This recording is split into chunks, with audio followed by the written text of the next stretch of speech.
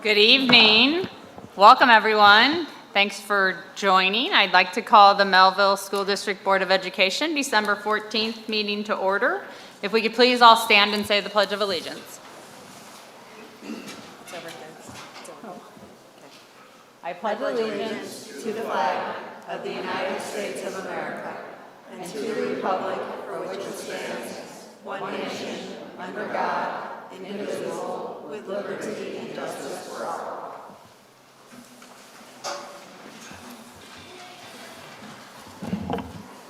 Okay, now I would like to take roll call.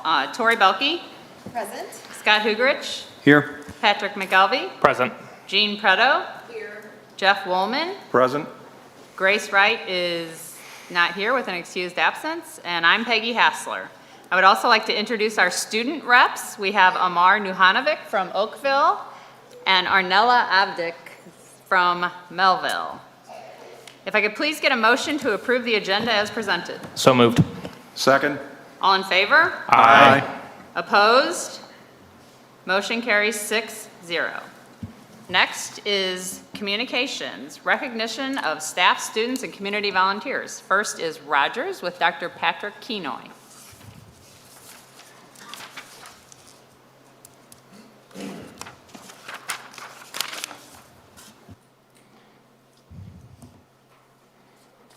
Good evening, everyone. Tonight, I would like to have our Best Buddies program. Please come forward.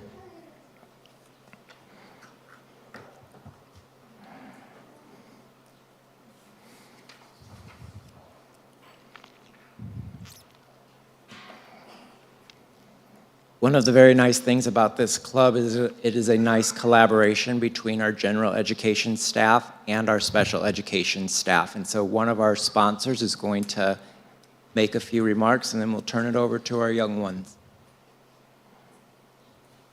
Hi, my name is Ann Ehrlich, and we are the Best Buddies. We are about inclusion and making friendships within the building. We have just a few students who want to share what they like about Best Buddies.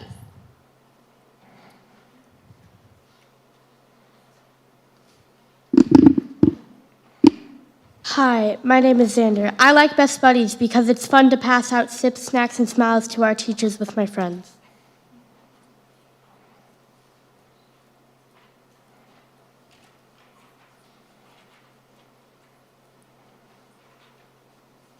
Hi, my name is Spencer. And I am third grade at Rogers. I like Best Buddies because I sometimes make friends.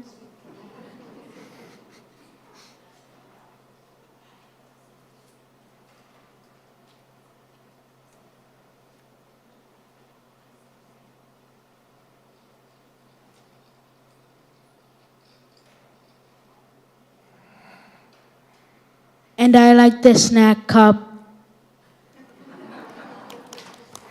Yep, one more. And sometimes I eat on the job, so don't tell anyone.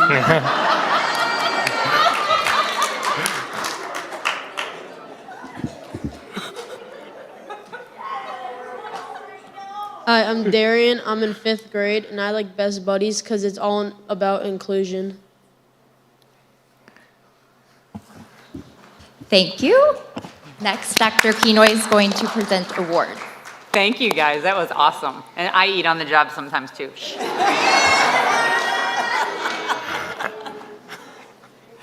guess that's two of us. So I have some certificates that I'd like to present to our Best Buddies. Arlo Niemoller.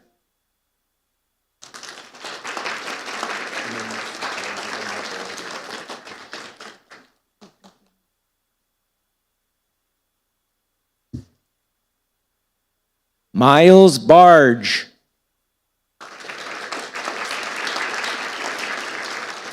Isaac Wynn. Carter Williams. Mackenzie Kamensky.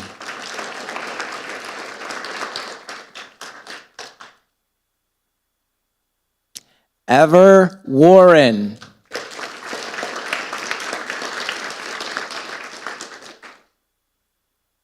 Allison Woods.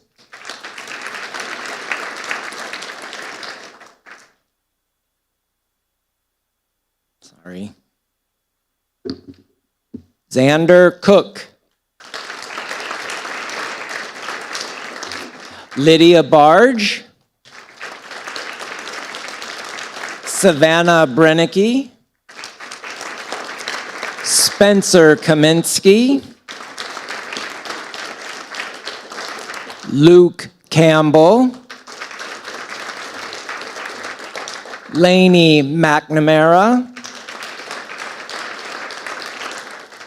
Peyton Kuzman.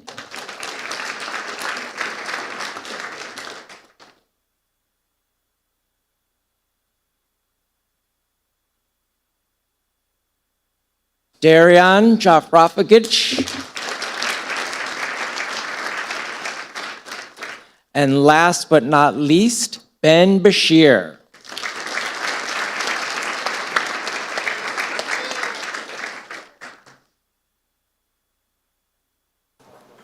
Gene and Scott. All right, thank you guys for sharing. That is really an awesome club. We are glad you do that for all your friends.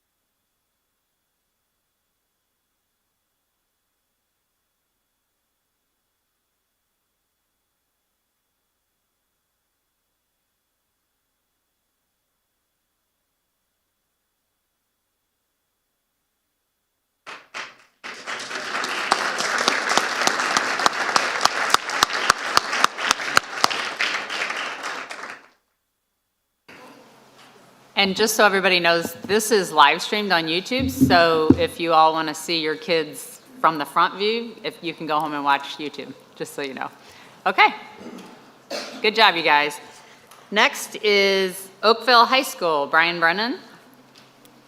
Thank you. I always seem to follow tough act. Last year we had Mosaic, and this year we get Dr. Kenoy. Holy cow. We need to look those through before we choose what night to do this on. Anyway, we have a lot of great things going on at Oakville High School, and a lot of cool things have really taken place this semester. There are two things that I want to recognize. One is a first, and one is a first in a very long time, okay? The first one that we had at the end of October, we held an international day at school where we recognized a lot of the different cultures that we have in our building, and gave kids an opportunity to share some of the experiences, some of their culture with their classmates and visitors that we had. This was all organized by one student. She approached us and I said, yeah, go for it. And she took it on, and it was a heck of a lot of work, but it was a huge success, and we're very proud, and that's Sanam Mahabit.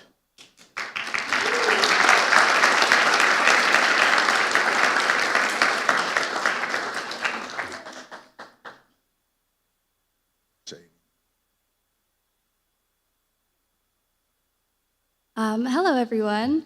My name is Sanam, as we might have heard. I single-handedly created an International Culture Day at Oakville High School. I thought it was very important for us to showcase all the diversity and all the different cultures and backgrounds that we had at Oakville, and I decided to take it upon myself to create a day and a festival as well. So thank you so much.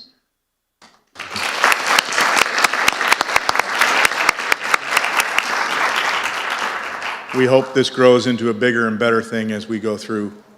This being the first time out, it was amazing to see the involvement and the engagement that took place. So it was very quite impressive. So thank you, Sanaa, for doing that. The second thing that I want to recognize tonight, I think a lot of you actually were able to attend. For the first time in a lot of years, we actually held a musical. I know this has been a dream of the director, Ms. Zerker, since she was in high school at Oakville High School, that she wanted to bring that back. And she was able to do that. And for those of you who saw that, I hope that you felt the same way I did. It was absolutely amazing. Those kids were phenomenal. The performance was wonderful. The production was great.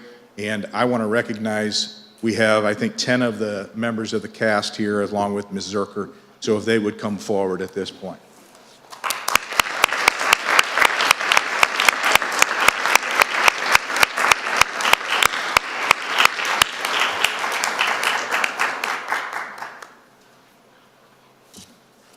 So I recognize the elephant. Let's see, I recognize all of you. I was there, it was awesome. Great job, you guys.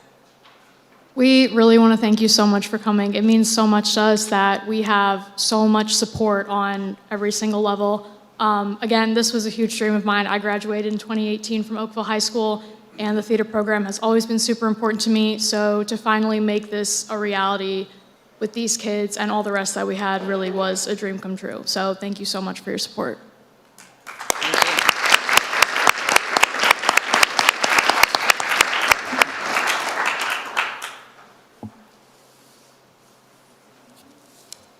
And Sanad, thank you very much for creating that day. That's really awesome.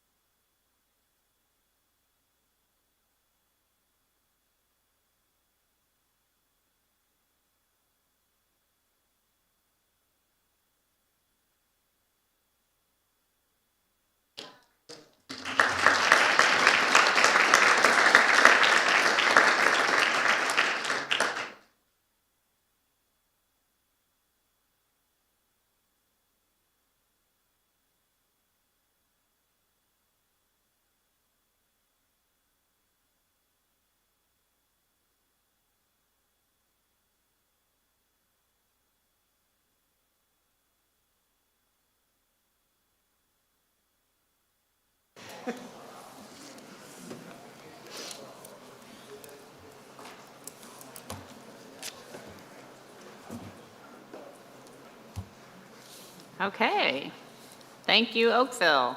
Next is MNEA, Dina McKelvey. Hello, I am Dina McKelvey and I am president of Mehlville NEA, and tonight I'm really excited to have two students. I think one's not here, but I know one has just arrived. So if the teacher and student from Rogers could please approach the podium.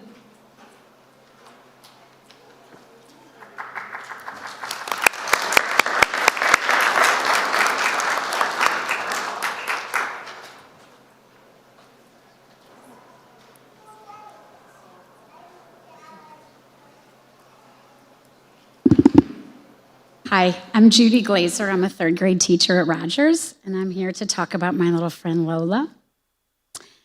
I would like to recognize Lola May as Rogers Student of the Month for the month of December. Lola shows many characteristics of an outstanding student, not only academically, but also in the relationships that she builds with her peers. Lola is a hard worker and sticks with the task until it is complete.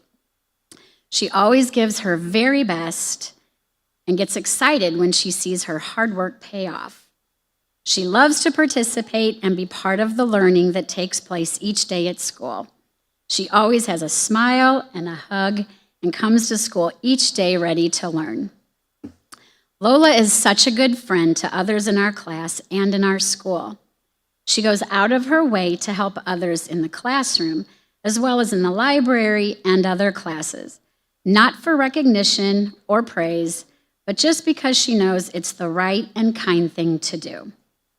She often assists other students without being asked. She has a kind, compassionate heart and always makes sure to include everyone in any activity she is involved in. She is a very genuine, respectful, sweet little girl who is a role model for good character in our class, school, and community. Keep up the great work, Miss Lola, and keep shining your light in this world.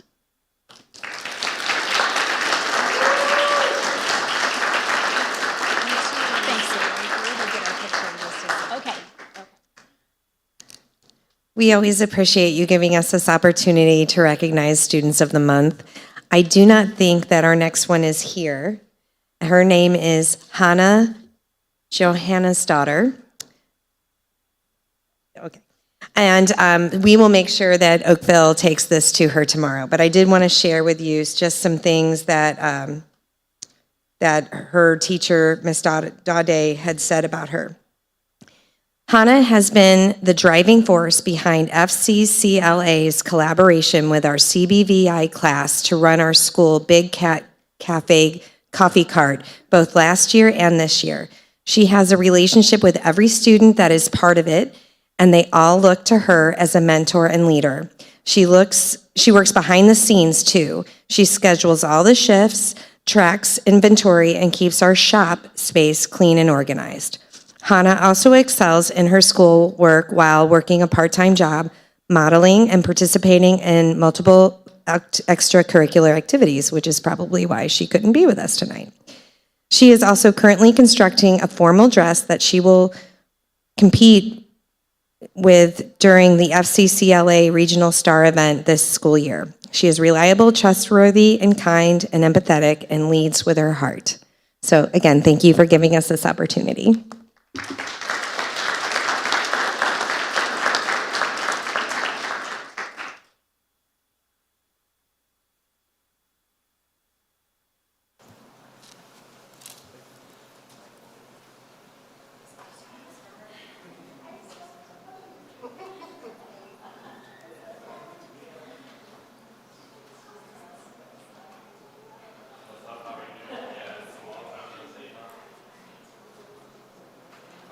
Tori, just get in the picture.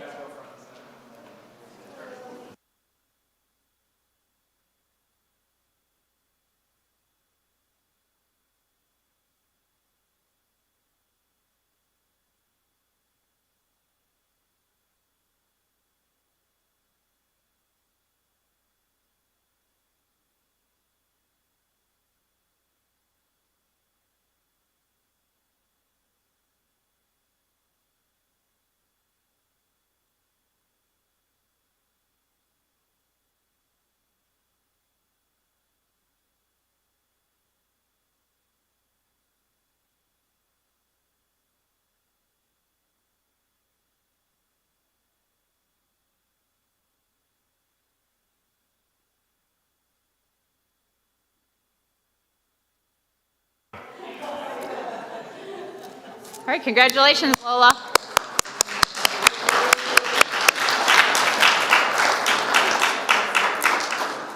So next, we have with us our student reps. Our student reps are nominated by their principals and teachers at their schools to be board reps. So each month, they come and they bring us news from Oakville High School and Mehlville High School. So first, we are going to hear from Amar from Oakville.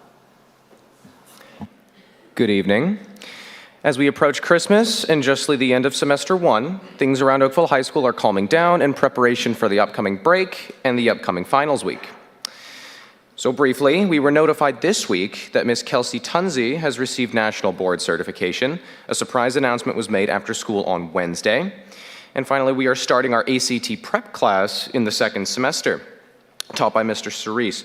We have had a great deal of interest in the class. We're hoping this class helps our students be better prepared for the test taking this spring. Thank you. And Arnella? Recently, the Black Student Union is continuing hosting their Black Cinema series during TAP advisory periods, kicking off their holiday series strong with the movie Jingle Jingle last week. Various classes around the building are participating in the holiday door decorating contest to be judged next week. Mehlville's cheerleaders and football team organized a fundraiser for the Backstoppers Incorporated and made a donation of $1,000 in Officer Jacobsmeyer's brother's name. Mehlville is also opening an ACT prep course in the spring. All right, thank you very much. Next is open period for patron comments relating to board agenda items, and we do not have anyone signed up. So moving on to student achievement, Rogers Elementary, Dr. Patrick Kenoy.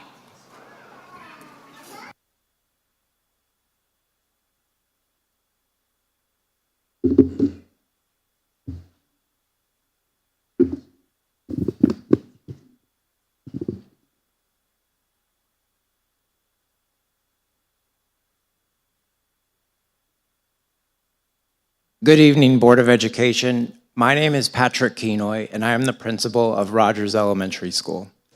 And I will be presenting Rogers Elementary this evening.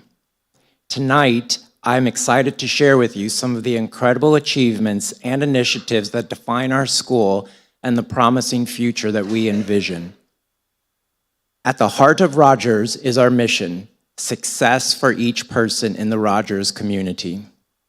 When we say each person, we genuinely mean every stakeholder of Rogers, including our students, staff, parents, and community members. This all-encompassing approach underscores our belief that every individual has a role to play in the success of our school. Now let's delve into a few key aspects that truly exemplify the spirit and values of our school community. At Rogers, we are unwavering in our commitment to fostering a strong sense of belonging for every member of our school community. To achieve this, we actively promote kindness, inclusion, and gratitude. And I would like to highlight two initiatives that reflect this commitment. First, I am thrilled to share the success of our Best Buddies program, which you've just seen in action. Through this program, we intentionally promote kindness and inclusion among our scholars. As an example to our dedication to these values, we recently hosted Miss Missouri, who graciously read her book to our students. Her book's powerful message centers around accepting people for who they are and inspiring them to be the best version of themselves.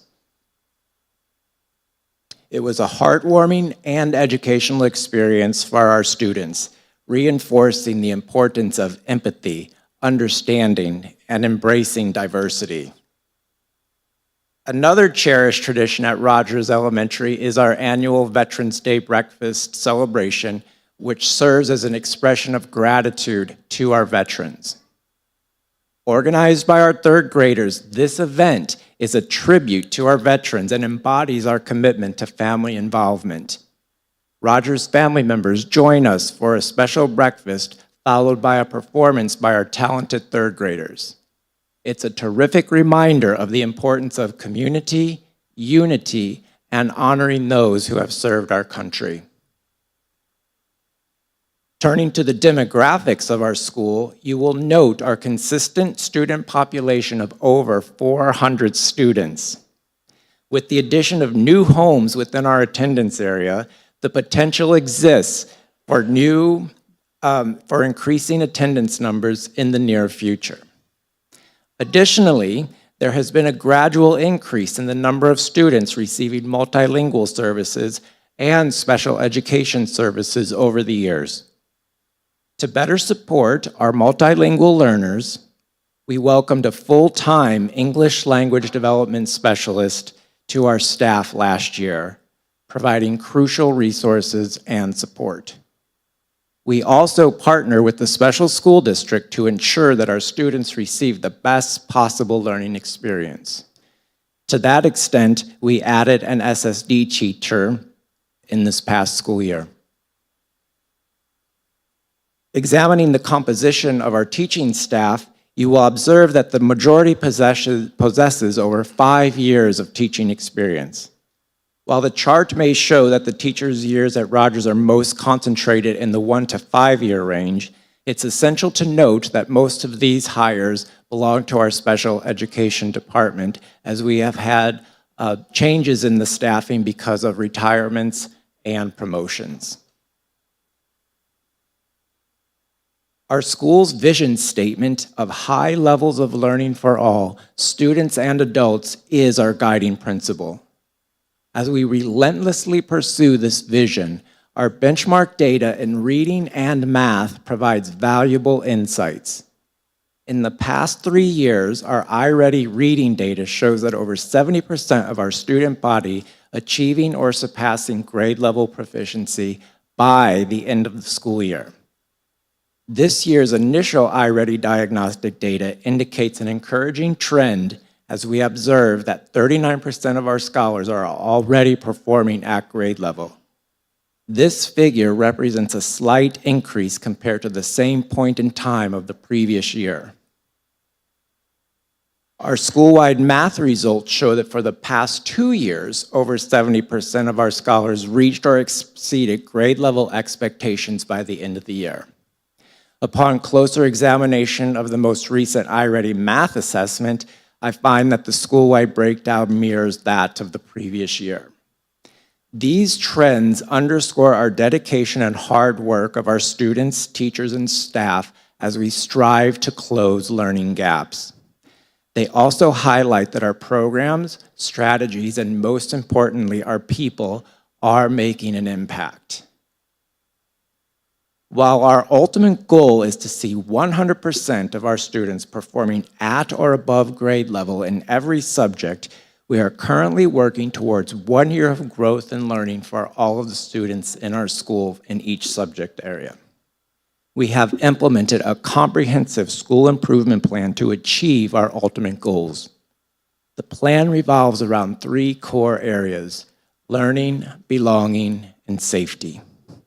These areas represent the pillars of our educational approach, ensuring that our scholars excel academically and feel safe, valued, and included. It's important to note that the development of our school-wide improvement plan was a collaborative effort involving the input of our teachers, students, and parents. Their active participation and dedication to our school's mission and vision have been instrumental in shaping our direction. While we have much to celebrate in the present, we are equally excited about the future. Our journey as a professional learning community is ongoing, and we are dedicated to continuous learning and growth, collaborating to bring about higher levels of learning for every student in our school. Our equity team sponsors a monthly book initiative for every classroom, reinforcing our sense of belonging. Additionally, our classroom teachers are continuing to receive high-quality professional development in mathematics from our district curriculum team. In conclusion, I am grateful for the opportunity to share some of the remarkable stories and accomplishments at Rogers. Our commitment to success in learning, belonging, and safety for every member of our school community drives every action, and we look forward to a bright and promising future for our students. Thank you for your time and your unwavering support of our school. Okay, thank you.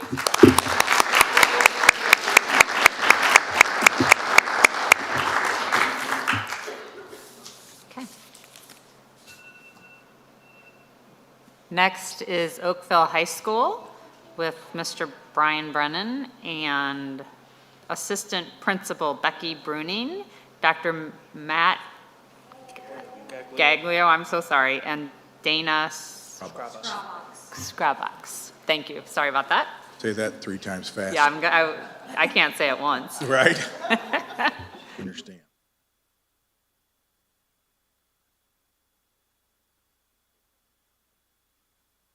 Good evening, Board of Education. I am Brian Brennan. I'm the principal at Oakville High School. My team is with me this evening, as Ms. Hassler said.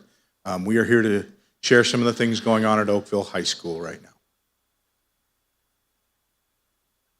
As I said, when we recognize the students, we have lots of great things that are going on in our school. Some of the student celebrations that we wanted to recognize. We have partnered with an online platform, a VU scholarship program, which matches students with scholarships prior to applying to schools. So it gives students an opportunity to perhaps pursue things and look at schools that maybe they didn't consider or hadn't even heard of. And so we share information with them, with the parents opting in. And this organization is in contact with hundreds of schools in the region, share that information out. Those schools get back and say, hey, we'd like to offer, or we could if that student would apply. You know, these are funds that would be available. For the students that opted in this year, so far, they have been made available over $118 million potential scholarship funds available to them at this point in time.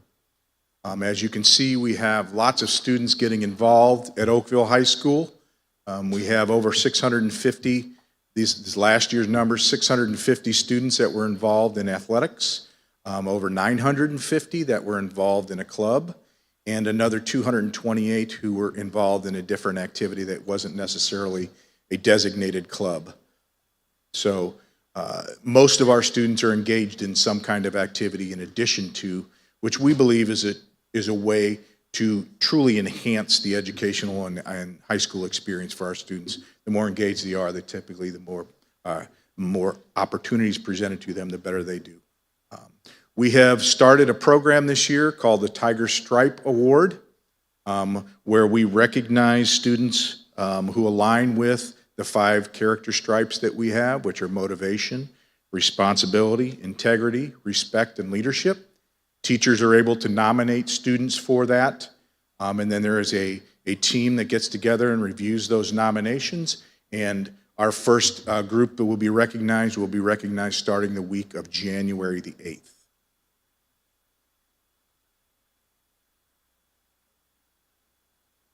Our staff celebrations this year and last year, we started a program called Tigers in the Wild, which is a way for us to try to get teachers to participate and come and watch different after-school activities and events that are taking place. We have them show up at these events, and if they take a selfie and submit that to us, then it goes into a pool, and we have kind of a raffle at one of our faculty meetings at the end of each season where we give out a variety of different awards or different prizes to them, such as like a Bluetooth speaker or Oakville swag or different things along those lines. We had 187 entries in the first fall sports season, and it's not just for sports, it's for all the different activities that we offer as well. So very well, teachers participate very well with that. We also do a monthly GOAT from the teachers. They recognize different members of the staff in the building that are doing awesome things at Oakville High School. So every month at a faculty meeting, we have 2 winners who are picked by the previous month's winners, and they give them we found these 2 ugly little bookends with little goats on them, but it's a big deal to them. So they recognize them and announce that as our faculty meeting. So you can see some of the folks there who have won so far this year.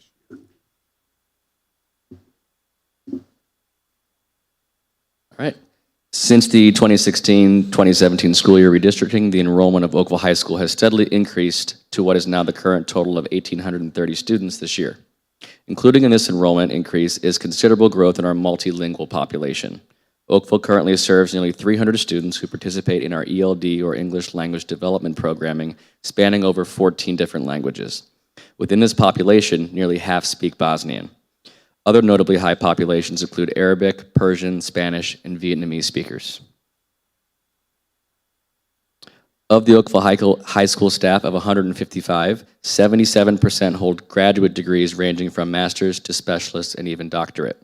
There are also other staff currently pursuing their graduate degrees, with graduation dates coming down the wire soon.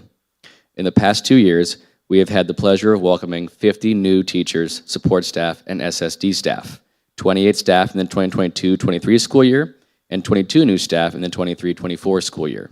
Many of our teachers are within their first 5 years of teaching, giving them an opportunity to work with mentors and department chairs to learn the ins and outs of education.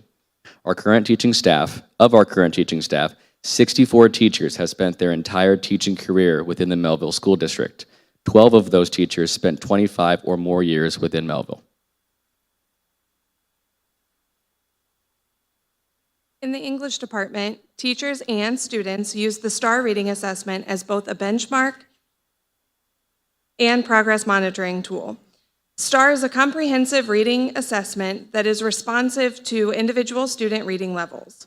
Beyond benchmarking, teachers utilize STAR data to form instructional groupings and target instruction to meet proficiency on recommended skills and priority standards.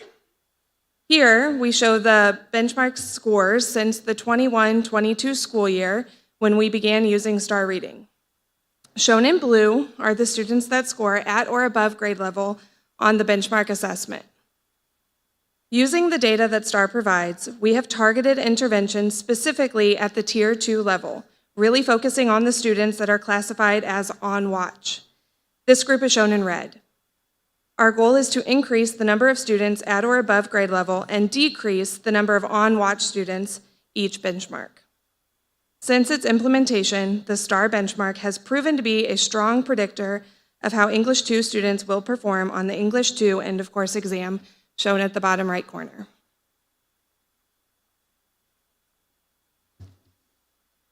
Regarding our development in math, the graph on the left shows the IXL benchmark data from the last 3 years.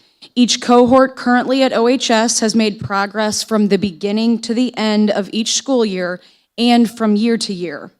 On the right, we see the results of the Algebra 1 EOC over the same time frame, and this growth has been inconsistent. So for this year, the Algebra 1 PLC teams have done a thorough analysis of last year's EOC scores. We looked at the breakdown of scores by priority standard to determine our strongest and weakest areas. The standards that show the greatest room for improvement have become the focus of each unit this year. Progress on these priority standards is being monitored by each team through common formative assessments. Modifications to instruction are being implemented based on the data to increase levels of proficiency for each standard. These are our school improvement goals that were developed with our leadership team. A couple of them are carryover from last year. The first one talking about the sense of belonging and the freshman transition into our building with a 10% increase. The panoramic data that we have reviewed shows that we are on track for that to take place, if not a little better. We have fully immersed ourselves into our second goal, which is the PLC teams. Our folks are making quite good progress on that. We are taking our time going through the process rather than rushing through and trying to get to an end real quickly. We are learning the process, and they've spent a lot of time and a lot of energy working on that, and we're seeing some good success with that, and the teachers are really excited about the program. We have been working very closely with the special school district coach. Missy Rue comes in on a regular basis and does training with our co-teaching teams, and we do a lot of walkthroughs, and there's a lot of feedback that is provided to them so that we can improve those teams and the instruction that they're providing to their students as well. Our high school graduation rate goal is 100%. I think if you don't have 100% of high school graduation as your goal, then you're doing something wrong. Are we there? We're not there yet, but we're getting closer, and that's a 6-year goal for those cohorts. So we are progressing towards that. We're getting pretty close to that if you look at our numbers. And then the last one up here is our composite ACT score was a 20.4 last year, which we weren't satisfied with. We believe we can get that to a 21 this year with some of the things that we're putting in place for that. As Amar mentioned, we are starting an ACT prep course in the spring that Mr. Cerise and Mr. Thomas, an English teacher, are going to be teaching. So we'll be starting that this spring. We have a full house on that, so a lot of interest in that program. So we're excited about that. We are also working closely with our guidance office and our A&P teachers. We have been working on our ICAPs. So the juniors, when they complete their ICAPs, we are trying to make sure that we get the juniors who would typically take that ACT in the spring. We're trying to make sure that we get them to take the test that is most appropriate, that aligns with what their future goals are. And that ICAP is helping guide that, because that's where they provide a lot of the interest and a lot of information in that. So we're having those conversations to try to help guide them in the right direction, whether it be the ACT or the AccuPlacer or the work keys, or whatever the case may be, whatever they think the best test is for them. So we're doing that as well to help improve those scores. So, as Brian mentioned, we are very excited about the work of our PLC teams. With the help of our MTSS coach, Krista George, we have seen incredible growth in collaboration among teachers of each team that is centered around these 4 questions that you see up here. They are fully committed to learning together and from each other to ensure that all of our students are learning at high levels. As Patrick said, we truly appreciate all the support that you give to us too. It does not go unnoticed. We are truly grateful for everything you've done for Oakville High School, and as we try to put the best performance forward that we can, and put our kids in the best position to be successful as we move beyond Oakville High School and the Mehlville School District. So thank you for your time this evening.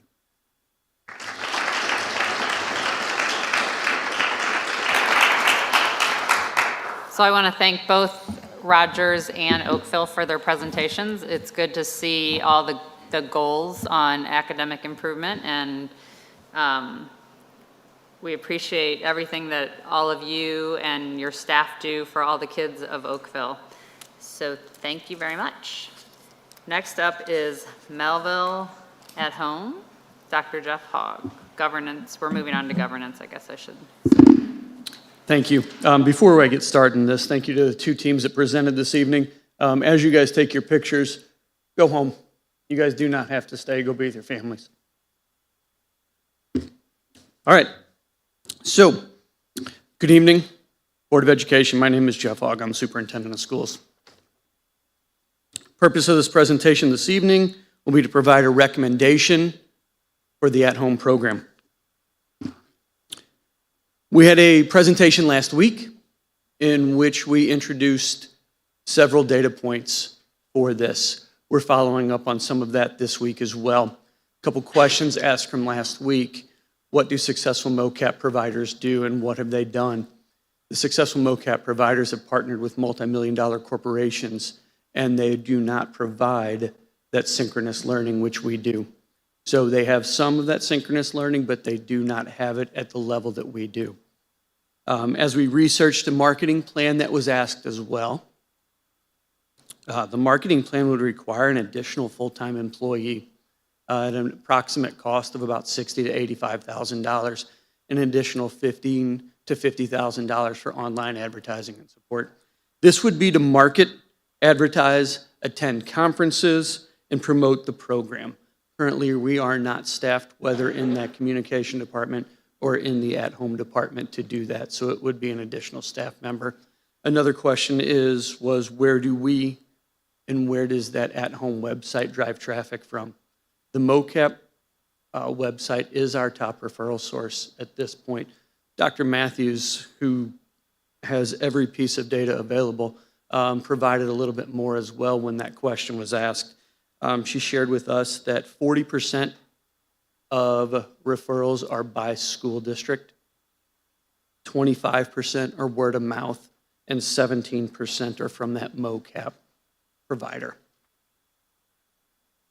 On the screen in front of you are the MOCAP providers throughout the state of Missouri. There are others, but these are the major ones.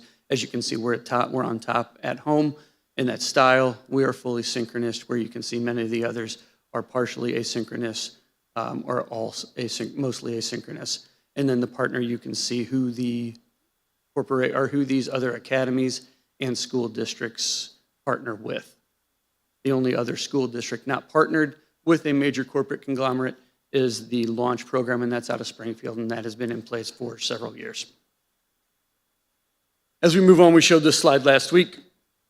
The chart on the left is enrollment. So you can see the total column. We do have that smaller class size throughout, with the exception of 7th and 8th grade. In the middle, you'll see the decreasing historical enrollment, and on the right side, the enrollment at home remains fluid. Our September count for at home was 64 students. We still had the 13.8 teachers at that point, so that comes to about a 4.6 student per teacher ratio. We've grown since then. Like we talked about last week, at the 12-7 board meeting, there were 103 students. The enrollment is now 102. 54 of those students are Mehlville School District students. That means 48 are out of the district. We talked about consistency or continuity of education last week as well. On the screen in front of you, retention year to year. 24 students have been with the program since 2022. 42 students have been with the program since last school year. That second bullet shows students that were present from the beginning of the year through the end of the year. In 2022 was 171 out of 222, and last year 52 students were there from start to finish out of an enrollment of 112. Class size ratios and schedules, we talked about this a little bit last week. At home elementary, the class ratio is 7 for every core teacher. Our Mehlville School District core ratio, class ratio is 20.5 for every core teacher. Our middle school staff does not have full schedules. They spend some of their time covering other supports as interventionist. And again, for at home to break even, enrollment would need to be approximately 240 to 250 students. That'd be an average class size of 26 to 27 students. That does not take into consideration any extra expenses such as marketing or even special education, and I can get into that in a second. Map breakdown, we talked about rankings last week. We talked about achievement, and as we mentioned last week, and something that I want to say again, as we have students come into our program from wherever they are in the state of Missouri, once a student enrolls, they become our student. That includes test scores, and it also includes the responsibility for us to test them. And that's what we didn't talk about last week. So on the screen in front of you, you see the scores, the advanced, proficient, basic, and below basic.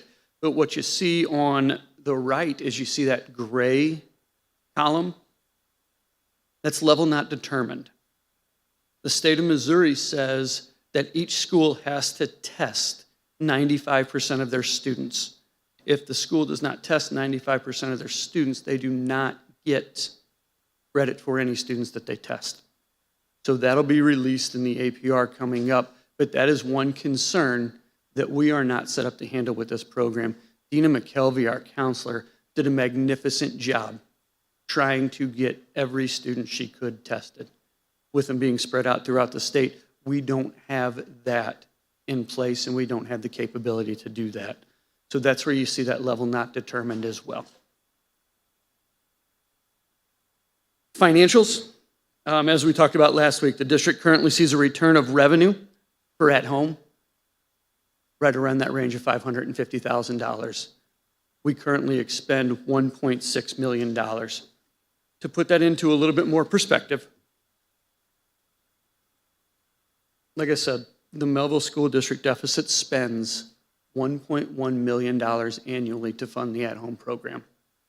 So for example, and I know the 101 doesn't match the 102 that I just said, but that shows the fluidity of the enrollment.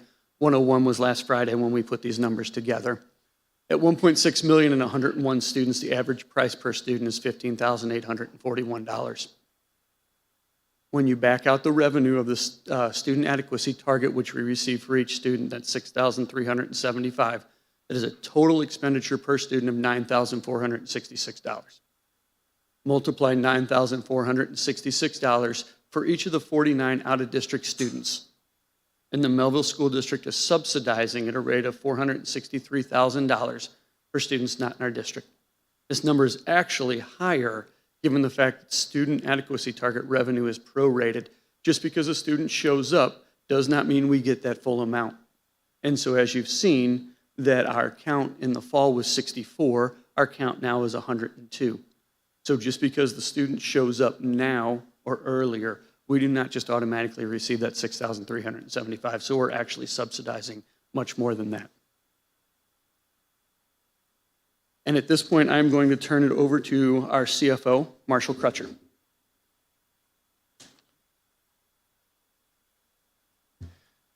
All right, I would encourage you on these next 5 slides, they weave together. They're just very basic budget concepts that you probably already know, but it's worth revisiting just real briefly. So I would look off of your screens, off of the slides, and just listen to these summary comments that hopefully will be very brief. First of all, what are some of the key prioritized expenses that would be showing up in the fiscal year 25 budget? One of them will probably be competitive salary increases to continue to support the Prop E initiative of competitive salaries, of retaining and recruiting quality staff.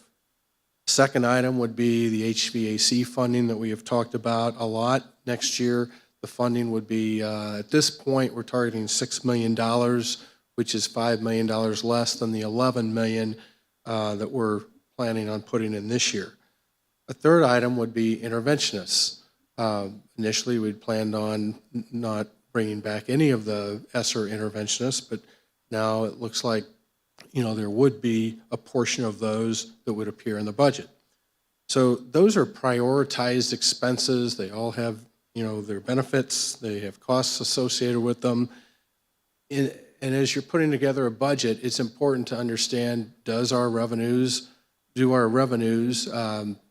cover all of those expenses? So I guess, budgeting concept number one is it's really important to focus on the total revenues as a whole and not individual piecemeal revenues. So first determining what you think your total revenue is going to be for that budget year, and then looking at all of your prioritized expenses to try to fit those prioritized expenses within that revenue amount so that you're roughly getting to a break-even point. Pretty common sense. I know you guys all know that. But effectively, that's really what you're doing when you go through a budget year. You're really trying to match up your prioritized expenses and move them into, have them be covered by your revenues. A lot of times people will tend to get caught up and do a piecemeal approach of grabbing a piecemeal, individual revenue and specifically trying to match that up to a specific expense. We don't want to talk for 30 minutes on this, so I won't go into all the reasons why you don't really want to do that, but it's very dangerous when you do that. So bottom line is, I'd really encourage you to keep focused on the total expenses or the total revenues, and then look at your expenses to try to fit those prioritized expenses into your revenues. Second item is really understanding the future revenue picture. That impacts sustainability. On the November financial statements at this board meeting and consent on page 4, we have some government funding issues that are talked about, and they've been in prior financial statements as well. Senate Bill 190, everybody knows about the property tax freezes. That will reduce revenue at some point in the future. Prop A is about $800,000. That sunsets at the end of fiscal year 26. It's uncertain as to what that will be in the future, if it will be renewed or not. So all that means is there's uncertainty in the future. You need to know that's what those items are. You need to factor that in as you're building your budget because that can affect sustainability of initiatives that you take on. The third item is really just understanding that over the long term in the education world, expenses tend to outpace revenues. And we've talked about that through the years.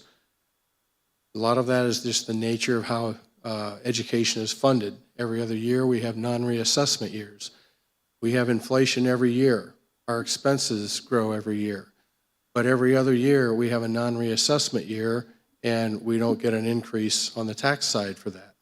So over the long term, you generally have expenses growing at a faster rate. Once again, that affects sustainability.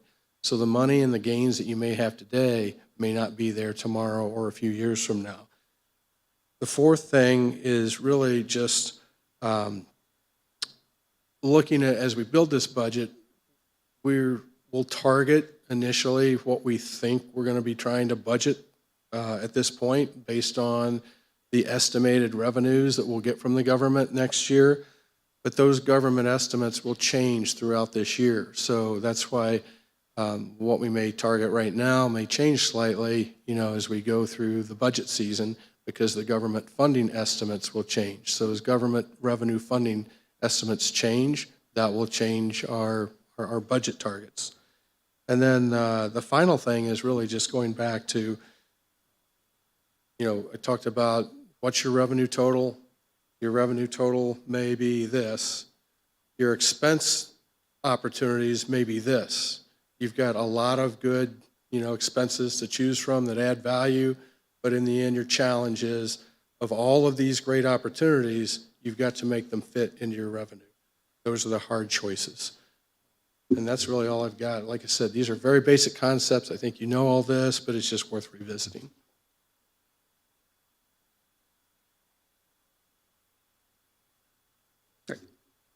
And so currently we believe estimated FY25 revenue, as Marshall just mentioned, would fund these three priorities: the competitive salaries, HVAC funding, and proposed interventionists, without significant operating fund budget deficits. So we wanted to make sure that was said this evening. Before we get into the recommendation, as I said last week, this is not a decision at all made on teacher effort, student effort, and passion. We could not be more proud of and thankful for the efforts of our at-home staff. What they've done to make this program where it is amazing. What we've talked about, though, are the finances and the subsidization of out-of-district students. With that being said, our recommendation to the Board of Education, and we know this is not easy, is with the financial ramification of deficit spending $1.1 million annually, class size ratios not in line with district ratios, and subsidizing out-of-district students at a cost of about $500,000. The district recommendation is closing the at-home program. I'd be more than happy to answer any questions.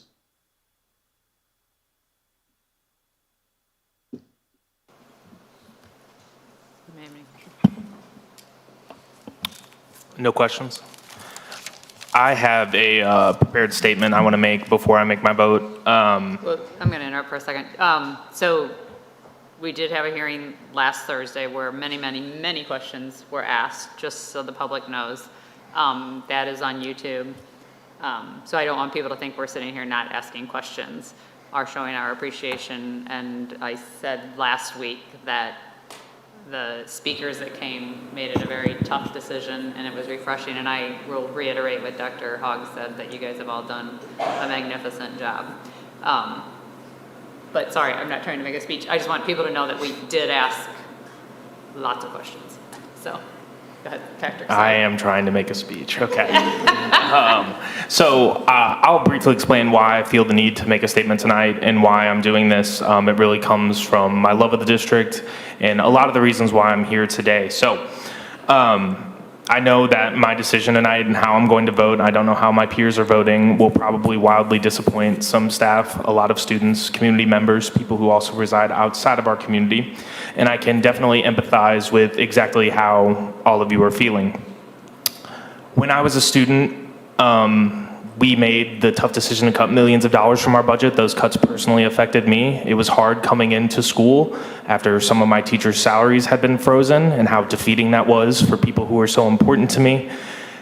And I attended board meetings as a senior in high school, and it was tough to watch. And sometimes it just felt like the board was rubber stamping a decision. There was no discussion, and it hurt, So I wanted to make a statement to tell you that I feel very confident that all of us put a lot of time, effort, thought, and energy into this decision. It was very hard. I read every single email. I've lost sleep this week. I feel anxiety and guilt about these decisions, and I'm sure I'm not alone in that. Now that I've sat in the seat, I hope that the board members who did that as well in the past felt exactly how, I feel right now. There were really two main things that went into my decision. Obviously, part of this is a financial decision, and it's not that I want to cut money from our budget. It is simply that I want to reallocate and spend money on some of the other things that our district so desperately needs. Obviously, we've been blessed with a community that has supported us on 3 big ballot initiatives since 2015, but I think all of us know there's still work to do. And finally, I want for the students who are going to be affected by this, as well as their parents, the family, I want to give them as much time as possible. So not waiting until the spring to make this decision, or not waiting until next year. It is a priority. Then obviously I've received a plan. I know how excellent some of our teachers are. I've had several of them. Dr. Matthews for 2 days, I cried. I got them to change my schedule. But Mrs. Rumpus, Mrs. Sproul, I had them all. These are educators I really want to see remain in our district. I believe we've received a plan for this to happen. I want to keep those educators who want to stay in. I'm not sure it would be possible if we waited for that to happen. And finally, if there are staff members who want to continue teaching virtually, I want to give them the opportunity to apply for jobs as they come open. And if we made this decision in May, I think we wouldn't be giving them a fair chance to prepare for the next year, as well as it would be difficult for them to get a job. There would be less openings in the late spring as opposed there would be in December, January. At least that's how I understand it. So sorry, I know I went on. I didn't want to monopolize the meeting, but I did want to make a prepared remark. I apologize.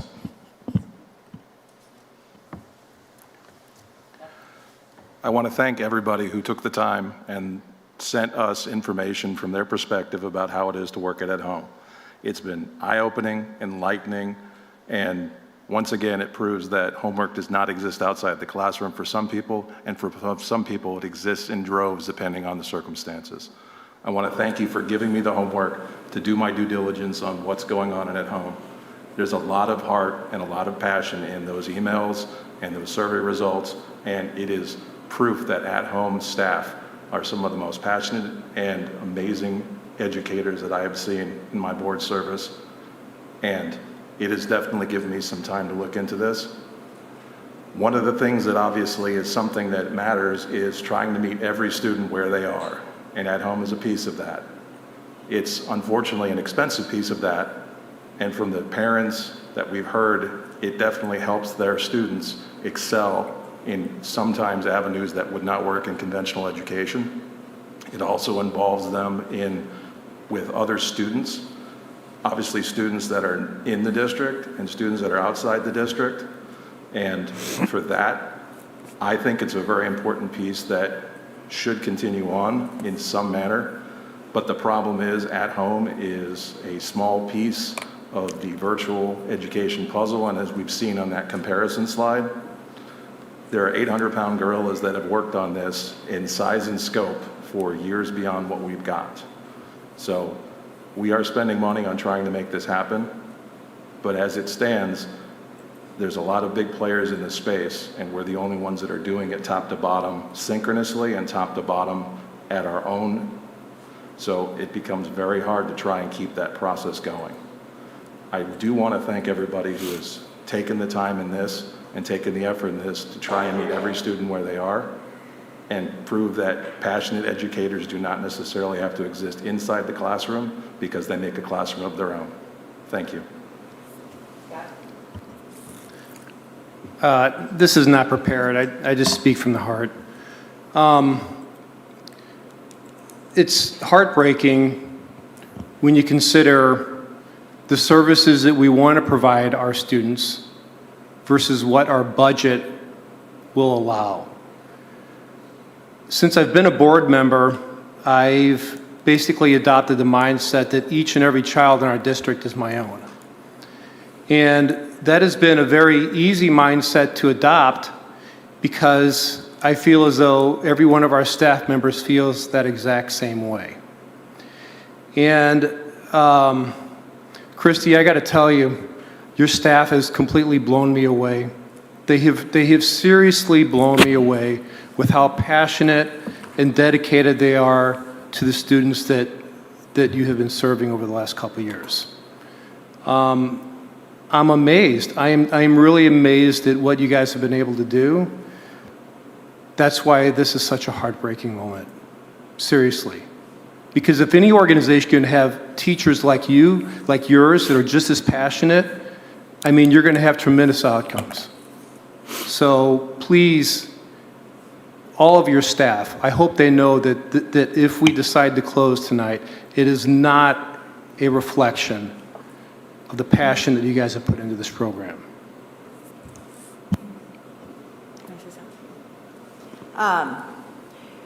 Thank you to every teacher, everyone who was a part, who is a part of the at-home program, the families, parents and students who have connected with us through email, shown up at the last meeting tonight. It's been very important for us as a board to hear your voices and allow that to be felt in our hearts and connect, because the human element of education is critical and so important and present. And you know, as my fellow board members have mentioned, losing sleep over this has been a factor for me as well. It is so difficult because you all mean so much to us, each and every student who resides within our district and throughout our program, no matter where they live. And I'm thankful for you. I'm thankful for your dedication. It has not gone unnoticed, and in fact, it's been highlighted through this entire process. And that's why the decision is so difficult, so difficult. And I thank you so much for your service. I just want to, pile on with what everyone else has said. I think you all know how much I enjoyed at home. I visited there frequently with my family and enjoyed it very much. And as an educator myself, I know what you guys put into that place. I feel it in my heart. And when they say that we've all lost sleep, it's not just us. Everybody that has a piece in this, it's been our spouses too, because they got to put up with us when we have hard decisions to make. And they read it on our faces and they feel it too. And there's been a lot of feelings going on this week, I'll guarantee you that. And every one of your emotions have been felt. And I want you to know that. And as an educator who's been around a long time, whatever happens here, I just want you to know that when one door closes, another one opens. And I mean that for the educators and the students. Remember that as this time goes by now, this could be a beginning, not an end. Thank you for everything you do. Okay. I, of course, reiterate everything that everybody said.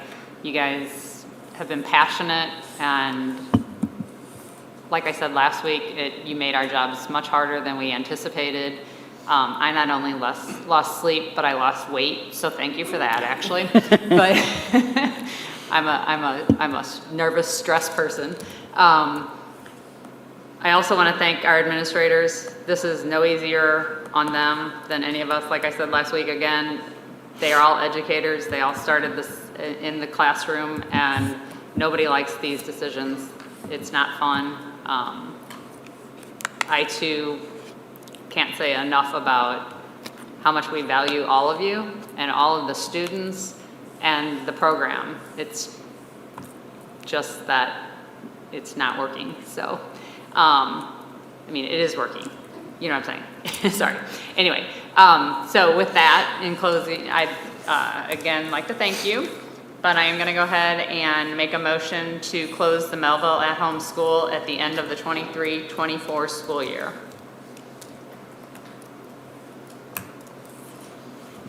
So moved. Second. All in favor? Aye. Opposed? No. Motion carries 5-1.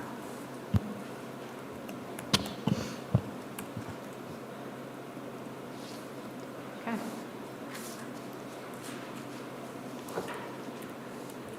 Moving on to interventionist, Dr. Jeff Hogg again.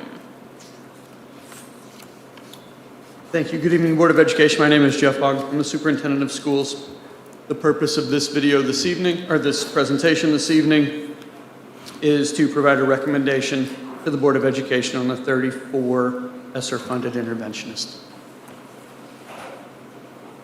On this slide, we talked about it last week, but on this slide it's a different visual to show the numerous supports that we have for our students in our buildings. Currently we have 94.5 additional supports for our students outside of classroom teachers.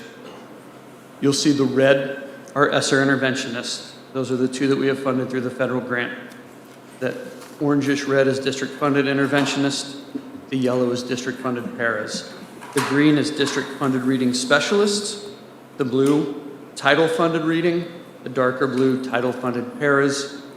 The darker purple is a disproportionality reading teacher, and then the lighter purple is a CHADS presentation, or a CHADS counselor, I'm sorry. As we move through this, I do kind of want to give you some data. I want to give you some numbers. We currently service around 2,000 students with our interventionists. That's right around that 20% of our entire student body. And that's just with our 34 interventionists. While that number is on target, where that number varies is how we use them at each building. Some buildings use and serve about 6%, others serve upwards of 64%. And that's where that program comes in. That's where last week when I talked about the efficiencies we could build with this, we can build it so that our schools in that 64% won't see as many students, but our students in that 6% range will see many more students. And they won't not only see more students, they'll see them with a plan in place based on best practices. So it kind of shows you how many students our interventionists serve right now. I feel completely comfortable that we will continue to serve quite a few students with our new plan. It may not be that 2,000 level, but I would almost guarantee that we're looking in that 1,500, 1,700 range. We will see that many students. When you asked last week about how many students our reading specialists support. Our reading specialists support about 890 students. So we are servicing 2,000 students in interventionist support and 800 students through reading support as well. They may overlap a little, but that shows you how our current student support positions are impacting our students. We talked last week about retaining 15. We talked about what that would look like. This next slide shows that we would continue every other support that we have in place. We would be able to pick up at the middle school level through some disproportionality money. But this proposal here shows we would retain one interventionist at each elementary, each middle. With the closing at home, we would add 0.5 to Mosaic. We would add 4 disproportionality SEL interventionists at the middle school. Those are funded through special school district, and since they're funded through special school district, they are in place to help students before they are identified for special education services. So it wouldn't be that we would be adding more special education teachers to help our special education students. This would be for our general population students as well. On the screen, like I said, shows you where we would be if we retain 15 interventionists. This next slide shows where we would be if we retain an additional 19. The 19 came about through questions from last week and feedback from the community. What this would look like would be the proposal includes retaining one interventionist at each elementary and middle. It includes adding one additional interventionist at Beerbaum, Porter, Troutwine, and Margaret Berkeley. Those 3 elementaries are title schools. Beasley is our other one. Beasley, as you can see on the screen, has anywhere between 9.5 to 10.5 support personnel, but they have an enrollment of 288 students. So we would not put one there for 2 reasons. One, they have quite a bit of support, and 2, their scores right now show that they're operating at a pretty good level. So that goes back to that need. We would be able to put an interventionist, like I said, Beerbaum, Porter, Troutwine, for that extra assistance, and then at Margaret Berkeley as well. Again, we do the Mosaic reading interventionist or reading specialist, and then we would continue with the SEL interventionist as well. So again, currently where we stand, the district currently expends $2.8 to $3 million annually for our 34 ESSER interventionists. Remember that those 34 interventionists are funded through a federal grant that sunsets June of 2024. We talked last week, so this becomes proposal 1. 15 interventionists and 1 PLC interventionist director. We talked about 2 assistant principals and 4 disproportionality funded SEL interventionists. That's a total of 22 people. However, the assistant principals have been backed out and will be voted on separately. The 4 disproportionate funded SEL interventionists would not be voted on by the board because it's funded through special education. It's a reimbursement through special education. Proposal 1, they're in there because they're part of that package that we're going to look at. But proposal 1 would be 15 interventionists and 1 PLC director. We'd retain 1 interventionist at each elementary, create that PLC interventionist director position. That would be in a range of $1.5 to $1.7 million. Proposal 2 is what we talked about, the 19 interventionists, the 1 PLC director. Again, retain 1 interventionist at each elementary and middle school, create the PLC director position, and then again, the 4 additional interventionists. That would come at an approximate cost of $1.8 to $2 million. And then again, proposal 3 would be the 34 interventionists in the 1 PLC. So you'd have a creation of a position there that would be at a cost of about $3.2 to $3.6 million. Option 1 and 2 allow us to continue that work towards those 3 priorities mentioned earlier. The Prop E, competitive salaries, competitive wages, the HVAC, HVAC, and then funding the interventions.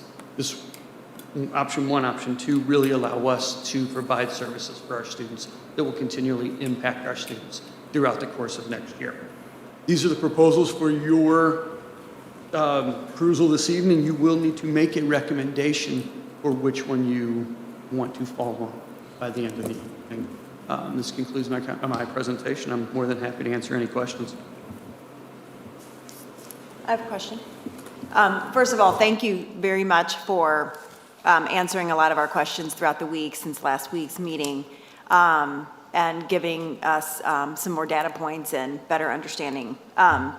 Could you speak a little bit to the PLC director position and how that will service the interventionists in something that we haven't had before? And just can you expand on that a little bit? Yes. So when you see the 94, 95 interventionists that we currently have, we rely on our principals, and they do a very good job of how they're being used in that. But there's not a lot of guidance, and there's not a lot of from school to school, and there's not a lot of sharing of best practices. So what we learned through conversations with our principal is that if it's working over here, we have no way to share that over here. So one, that interventionist director would come in and talk about sharing best practices. They would align what our interventionists are doing building to building while keeping some autonomy at the building level. They would be able to do a few things: provide professional development for our interventionists. They would be able to show best practices and talk best practices. They would be able to look at the data from the interventionists that they're gathering and see where that's falling. Right now, that would fall on the principals, that would fall on somebody at the district level. I feel much more comfortable if that falls to one person. Yeah. Because it's a continuum, and they will be able to see the district as a whole. And then lastly, as we move into PLCs, we are really looking for, like we've talked about 80% of our students, or about 80% of our class should get that standard. And when they don't, that should fall to the teacher to reteach. That will allow this person to help our teachers learn about that reteaching, and then when to use the interventionist and how to use the interventionist. So it's a multi-pronged. We're also going to look at it to work with our ELD population and provide some guidance for that as well. I think that going through the surveys that you provided to us last week really would indicate the need for a director. There's no doubt. I mean, that was a lot of the feedback. The feedback was really good, but the interventionists themselves acknowledged that they needed a better system and guidance in how to effectively and efficiently do their job. So, Scott, go ahead, sorry. First, I think that it's highly important that we are on a track to continue to give our teachers raises through Prop E. So I think that's of utmost importance. But also equally important, I am concerned, obviously, by cutting interventionists. I know that we might need to reduce them. But there's two things that I'm concerned about. One is the service to the students, and the second is the overall negative impact that has on the culture within the school. And one of the things that I think that might be able to address this in some capacity is that it seemed clear that interventionists were being pulled to be subs on a semi-regular basis in the past. So if we went with the plan, say with 19 interventionists, what are we going to do to ensure that we don't have a shortage of subs anymore and that the interventionists aren't being used as subs? Yeah, so that's a great question because that's one we've talked about as well. We understand, and our HR department is promoting and working to hire as many substitute teachers as we can. The second thing, though, we really need to make it clear, and I don't think we've done this in the past, that those interventionist time is protected time. They cannot be pulled to cover classrooms unless it would just be an absolute emergency. But they cannot be pulled on a regular basis. I fully believe in that is a position that is very good and excellent for students. And if we continue to put them into classrooms to cover where we have sub-shortages, then we're not servicing the students that we should. And so that's going to become a priority as part of that program and that process. And that's an expectation that we will not be using interventionists to sub unless it's an absolute emergency. If we went with, say, the 19 interventionist plan, is there any chance that we would have any budget money to hire full-time subs? That would be something that we've looked at. We've researched it. There's two different schools of thought on that. One is that it works, one is that it doesn't. One is that you're just pulling from your sub pool and putting them in another building. So outside of those two comments, I wouldn't be ready to say yes or no, or if that would be a way we would go. The 15 to 19 gets us very close to that break-even budget. That's where I'm comfortable at with providing everything we just talked about, including the continuation of putting money into the retention and recruitment of teachers. Okay, and lastly, you mentioned last week that that this would be reviewed on an annual basis, perhaps with some minor modifications. We saw on Roger's data sheet that their multilingual learners have increased consistently over the last several years. So do you anticipate that on an annual basis we might reassess where these interventionists are placed, and perhaps instead of having a whole interventionist at one school, the following year we might have them split between schools, or how would that work?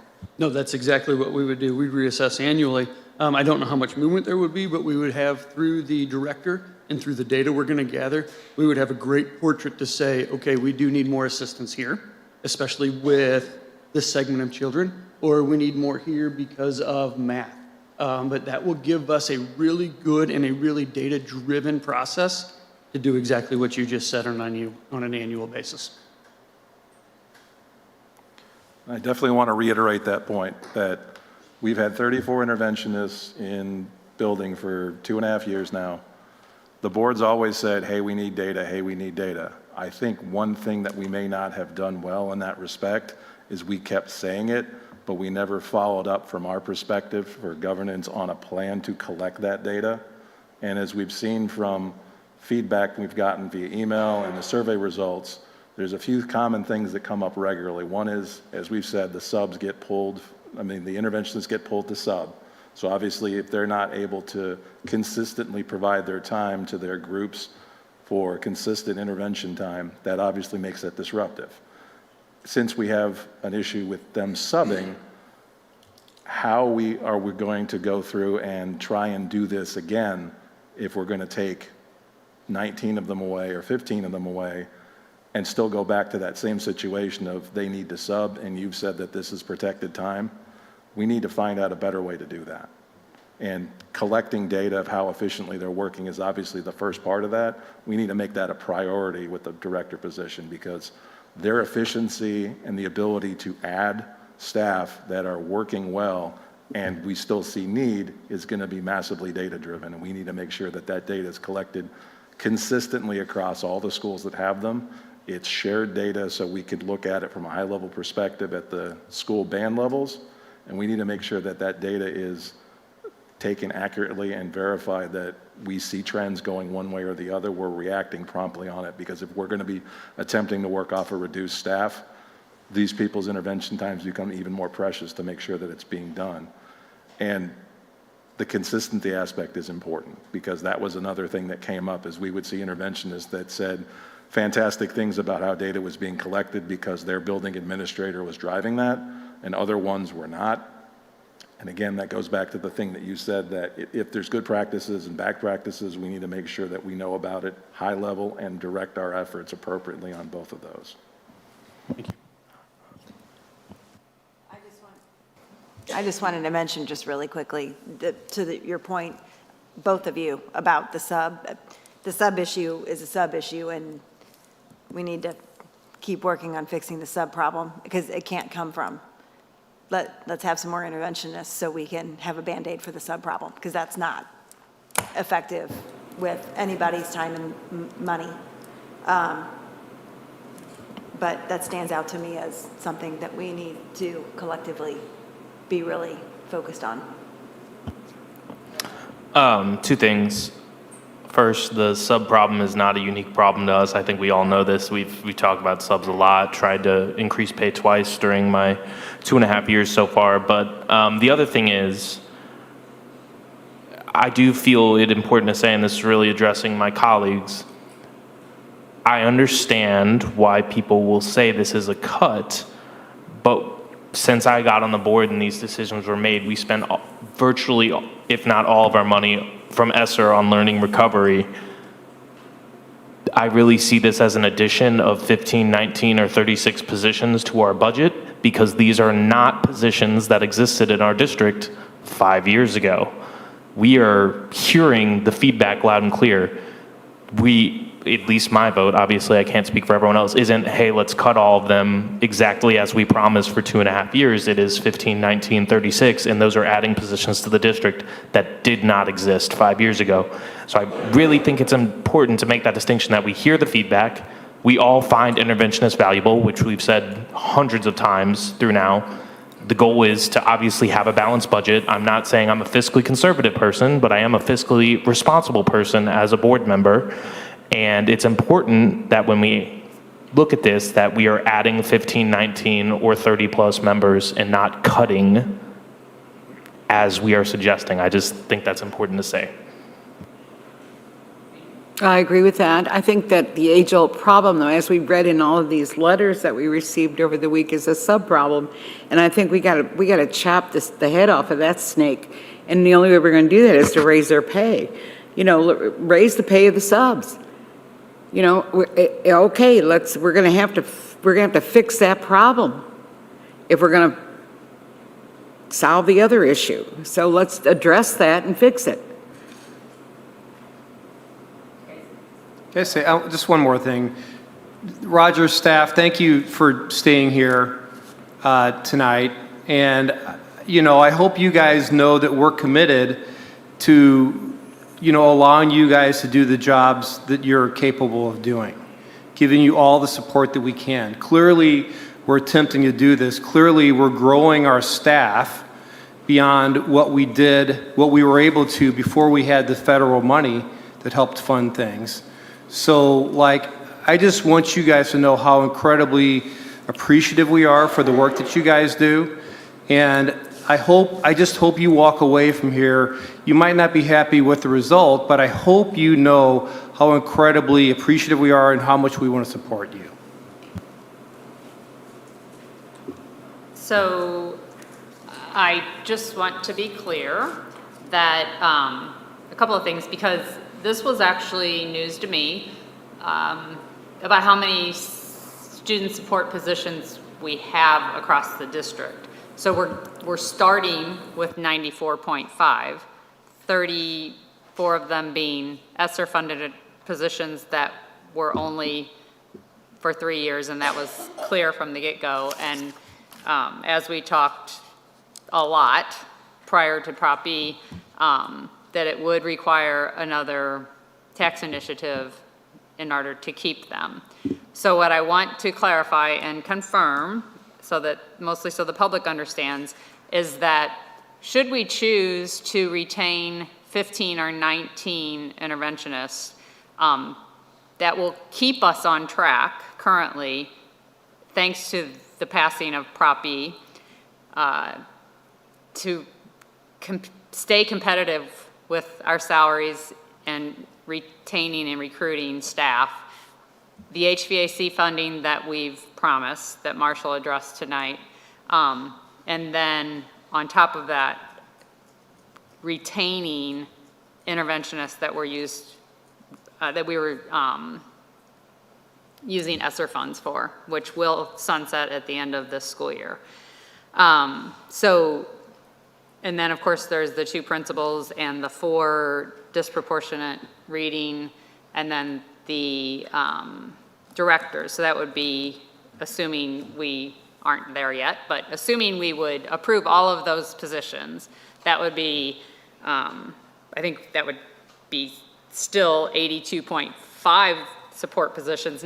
You can't really call the principals, they're not classified there, but it's still, we're retaining, and those principals are going to be adding to student support in our high schools. That's a big piece that Patrick addressed last week, and he's been working hard on and diligently on advocating for that position to be reinstated because it was cut, 10 years ago or so.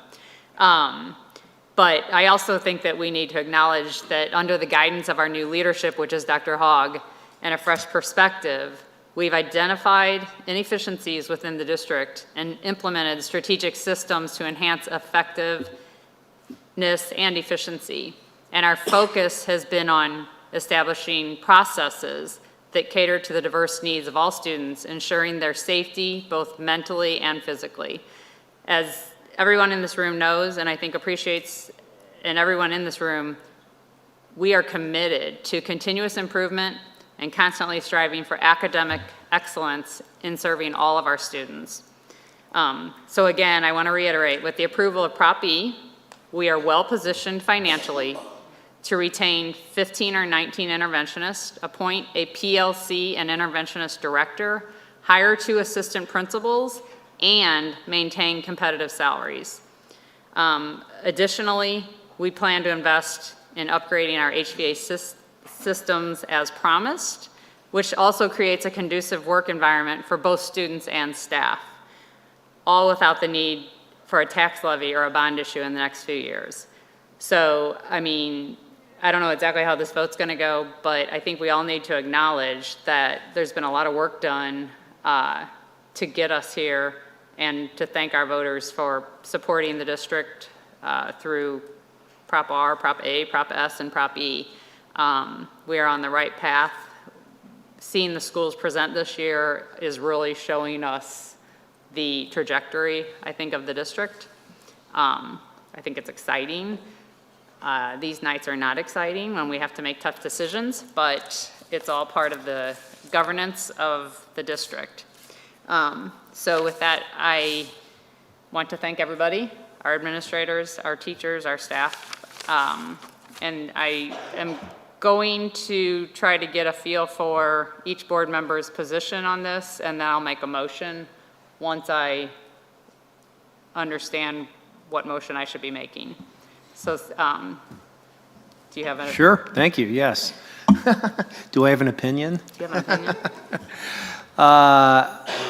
I think proposal 2 is the correct one to go with, 19 interventionist. And that's primarily based on the fact that we just have to continue to give you guys raises. We do. This is something we promised the community. That's what they voted for. And we have to continue to do that. And we also have to make sure that we can properly heat and cool our schools while doing everything else that we're intending to do. So I think proposal 2 was the best. Okay. Jeff? Well, all said and done, I wish we could go back in time and do the efficiencies and data collection we could have done from the beginning on this, because it would give us a great idea of what 34 interventionists could have done for us. I would love if we could finance 34 interventionists and keep them around, because I'd like to think with these new efficiencies that we're being told, with a director position to do all the data collection and give us data analysis, that would be fantastic. But I think that we'll have to take the middle ground on this, and I think proposal 2 gets us the best bang for our buck in this. Tori? Proposal 2 for me as well. I was glad through this process of having information from our last meeting, going through this week and asking questions, gathering more information, and pushing things around a little bit, but still understanding the balance that we need to maintain. I am much more comfortable with proposal 2. Okay. Patrick? Proposal 2. Okay. All right. So without further ado, I would like to make a motion to retain 19 interventionists to be placed based on school need, and create and hire 1 PLC interventionist director. So moved. Second. All in favor? Aye. Opposed? Motion carries 6-0. Thank you. Thank you. All right. Moving on to assistant principal. You are not Dr. Jeffrey Hogg. Okay. Dr. Shannon Pike. Good evening, Board of Education. I'm Shannon Pike, and I'm the Assistant Superintendent of Human Resources. I will be presenting a recommendation of adding 2 assistant principals at the high school. To give the Board of Education a little background information to consider, at the beginning of the 2011-12 school year, 1 assistant principal from Mehlville High School and 1 assistant principal from Oakville High School were eliminated. Duties and those responsibilities were absorbed by the remaining 3 assistant principals at both high schools, including but not limited to discipline, supervision, instructional support, and etc. So some additional justification for needing an additional assistant principal at both Mehlville and Oakville High School includes the following additional support in the area of safety and discipline for students, instructional and professional development support for staff, student programming support for students and families as they make college and career planning decisions, and explore programming options that may best fit individual students and their learning needs, and overall supervision of the building as a whole, both during the school day and after school day events. The additional high school assistant principal will allow for the opportunity to redistribute some of these duties and responsibilities, and in addition, students, staff, and families will have the consistency of a grade level principal throughout their high school career. So how does Mehlville compare? Mehlville School District has fewer assistant principals than our comparable school districts, and I've listed those for you. As you can see from the chart, Mehlville and Oakville High Schools have a higher ratio of high school students to high school assistant principals than other surrounding high schools when looking at comparable enrollments. The number of assistant principals listed includes all positions categorized besides the head principal position. For example, associate principal or grade level principal are also included in these numbers. Some surrounding districts have associate principals and grade level principals and classify them differently. The cost analysis was presented by Dr. Hogg earlier. As he shared with you, the ESSER interventionist will not be retained at both high schools, and competitive starting salary range of a high school assistant principal begins at $107,000, but obviously that will be evaluated on the individual that is recommended to the board at a later date. The salary budget was reflected in the ESSER interventionist presentation earlier. And at this time, I'd like to make the recommendation to the Board of Education to add one additional high school assistant principal at both Mehlville High School and Oakville High School, beginning in the 24-25 school year, equaling 2 FTE. Thank you. Thank you. Really quickly, this is something I've been really trying to lobby for quite a while now. It's super important to me. When the cuts were made while I was still in high school, it was not indicative of the value that our assistant principals bring to our school districts and their building. Cutting administrative pay is something that is very politically popular, and I think that's why the decision was made at the time. So I just want to say just how important this is. Our district has seen unprecedented turnover at this assistant principal position compared to everyone else. We only had 3 assistant principals at each high school, but over the past 5 years, we were losing an assistant principal a year at both Mehlville and Oakville. And I truly believe, obviously, part of this was pay. Prop E is doing a fantastic job of addressing that, and we need to continue to do that, as all of the board members have said tonight. But also, a large part of that was just the staggering workload that our assistant principals take compared to the others. So our assistant principals were not leaving the field of education overall. They were going to other districts where they could receive a workload that was much more in line with industry standards as well as our peers. So that was a large part of this decision, why I feel it's so important to me. And if you're anything like I was as a student, you spend a lot of time with your assistant principals, so that's pretty important. It sucks when you have to split them up more than one grade, you know. They changed based on my last name. It was tough. Just ask Brian Brennan about my 20-day school vacation. Okay, that's enough. Wait. Okay. You're still out of order, Patrick. Okay. Anyway, Scott, sorry. Patrick, I just wanted to share a little love with you because you've clearly been keyed in on this for several years now. And I think we're all realizing that it was very well thought out that you were advocating for adding these assistant principals back for so long. So thank you for being keyed in on that. Yeah. Sure can. I'd like to make a motion. I would like to make a motion that I don't know, you do this part. Yeah, you do that part. If I could please get a motion to approve the hiring of one additional assistant principal for Mehlville High School and one additional assistant principal at Oakville High School. So moved. Second. All in favor? Aye. Opposed? Motion carries 6-0. Thank you, Dr. Pikes. Okay. All right. At least somebody's happy tonight. No, I'm just kidding. All right. Cooler, freezer, walk-in replacements. Miss Katie Gagg. Good evening. I'm Katie Gagg, and I'm the Director of School Food and Nutrition. I'm here tonight to present a recommendation to you for replacement of walk-in coolers and freezers. And as you can see, there's 7 sites that the walk-ins have reached the end of life, so to say, for them. And like I said, they're up there on the slide for you. And some of them, we're actually giving them a Band-Aid to get them through the year. Hopefully, we can make it the summer. But I'm recommending Belter for the equipment and Surety for the install. We've worked with both. I have 100% confidence in all of them, or both of them. They do a great job with communication. It's a large project, communication's key, but I have 100% confidence in them. So, mainly with the warehouse, I am recommending some contingency in there because it's very old.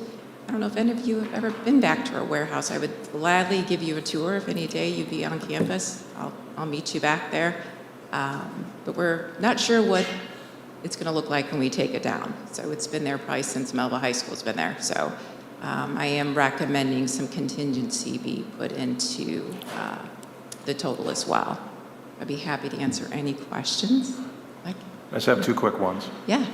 Number one, can you refresh my memory where the warehouse is located? It's located on Mehlville's campus, back by those lovely new fields, back in the far southeast corner of campus. And the other question I have is, what's the normal lifespan on one of these units, and what are the units that we have in place have for lifespan? Well, depends on the unit, the building, and the installer. We have some newer that have given us a little bit of a challenge, but I would think a good 25 to 30 years. So with these done, we shouldn't see these back for quite some time. No, not in my tenure here, I'm hoping. Thank you. I don't mean that in a bad way. That sounded kind of bad. I had one question. The motion says recommending, it says Bolter Belter for 231, which does not have a contingency, but the other one, surety, does. Is that supposed to be that way? One has Correct, yeah, because contingency, one doesn't? Belter is just the equipment.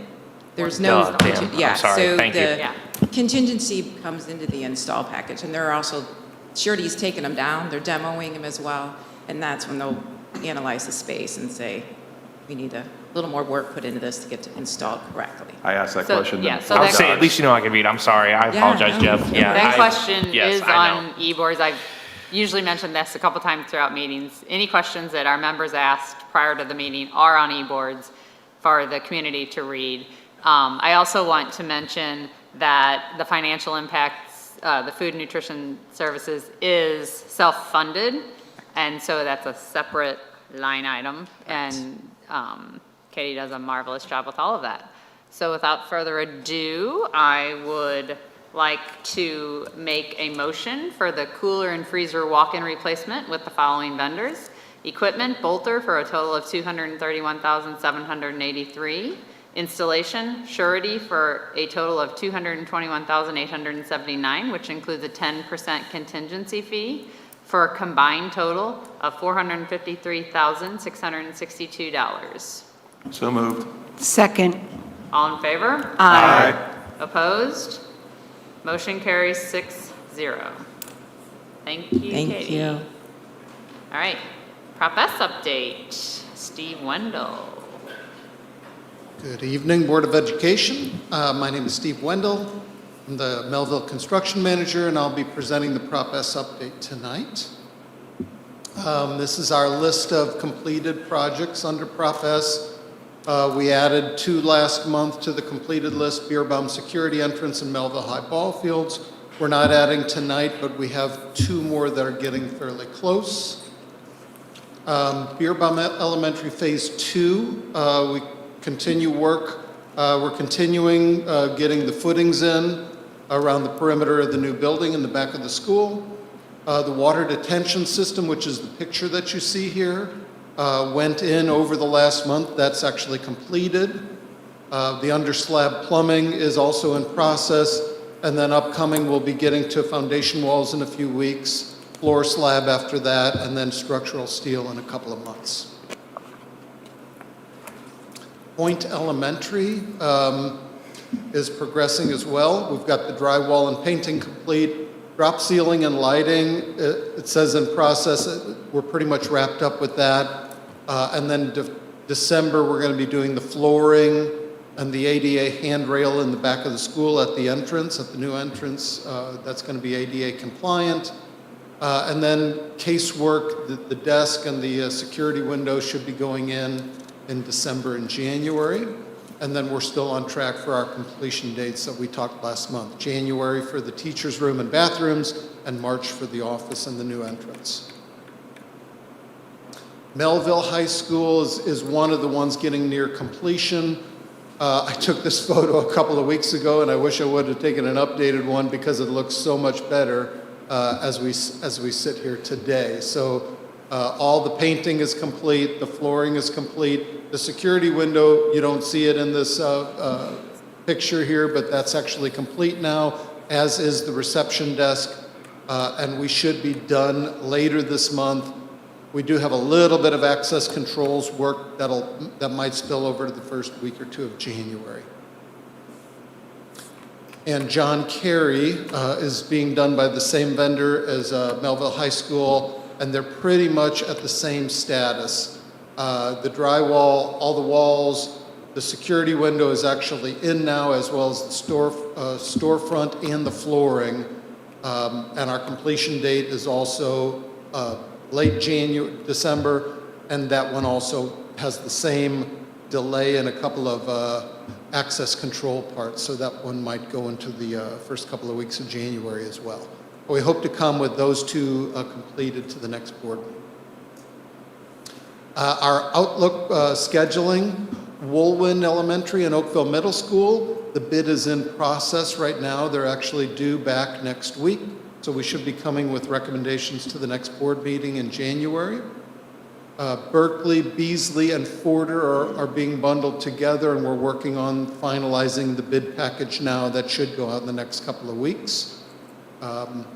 Mosaic, I believe I mentioned this last board meeting. We're actually going to be splitting that into two separate phases because of the lack of available space. We really need to complete those while everyone is gone for the summer. So we'll be, in the summer of '24, we'll be completing the security entrance and the office modifications, and then the accessibility scope, which is the elevators, we'll do in the summer of '25.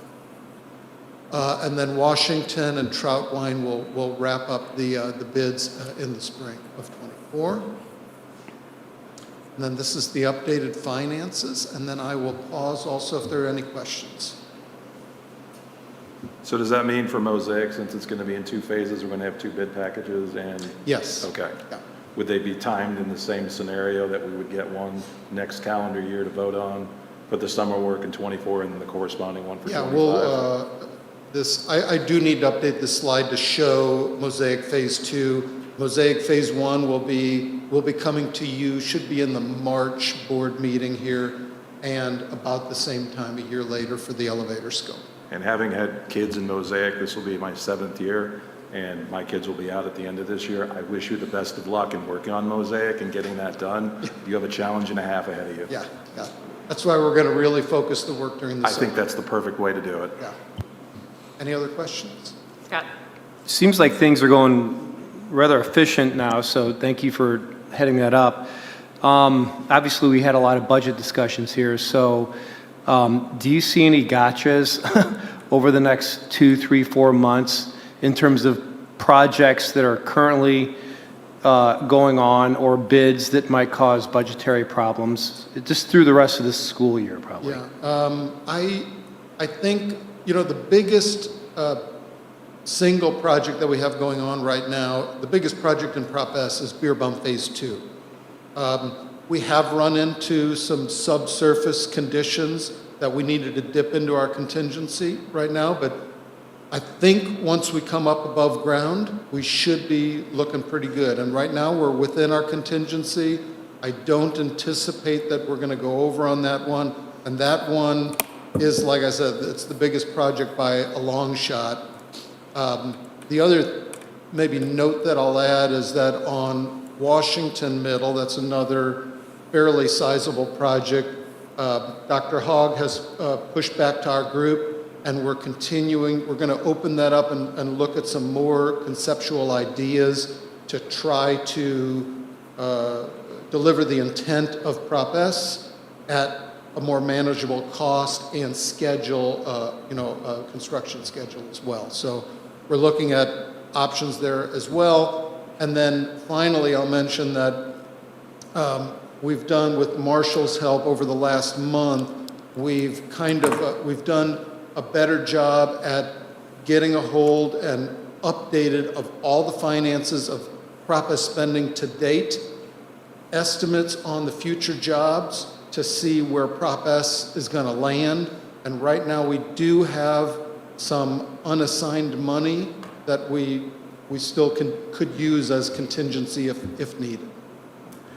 I mean, if you guys deliver the intent of Prop S, meaning safety, with all of our schools, and you're doing it within budget, knowing what happened with inflation, I mean, I seriously think that would be outstanding.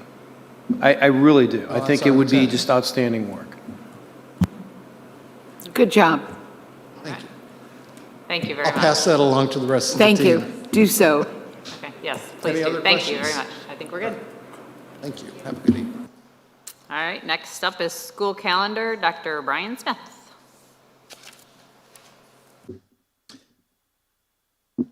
Good evening, Board of Education. My name is Brian Smith. I'm the Assistant Superintendent of Teaching and Learning, and I'll be presenting the proposed school calendar adoption for the 24-25 as well as the 25-26 school year.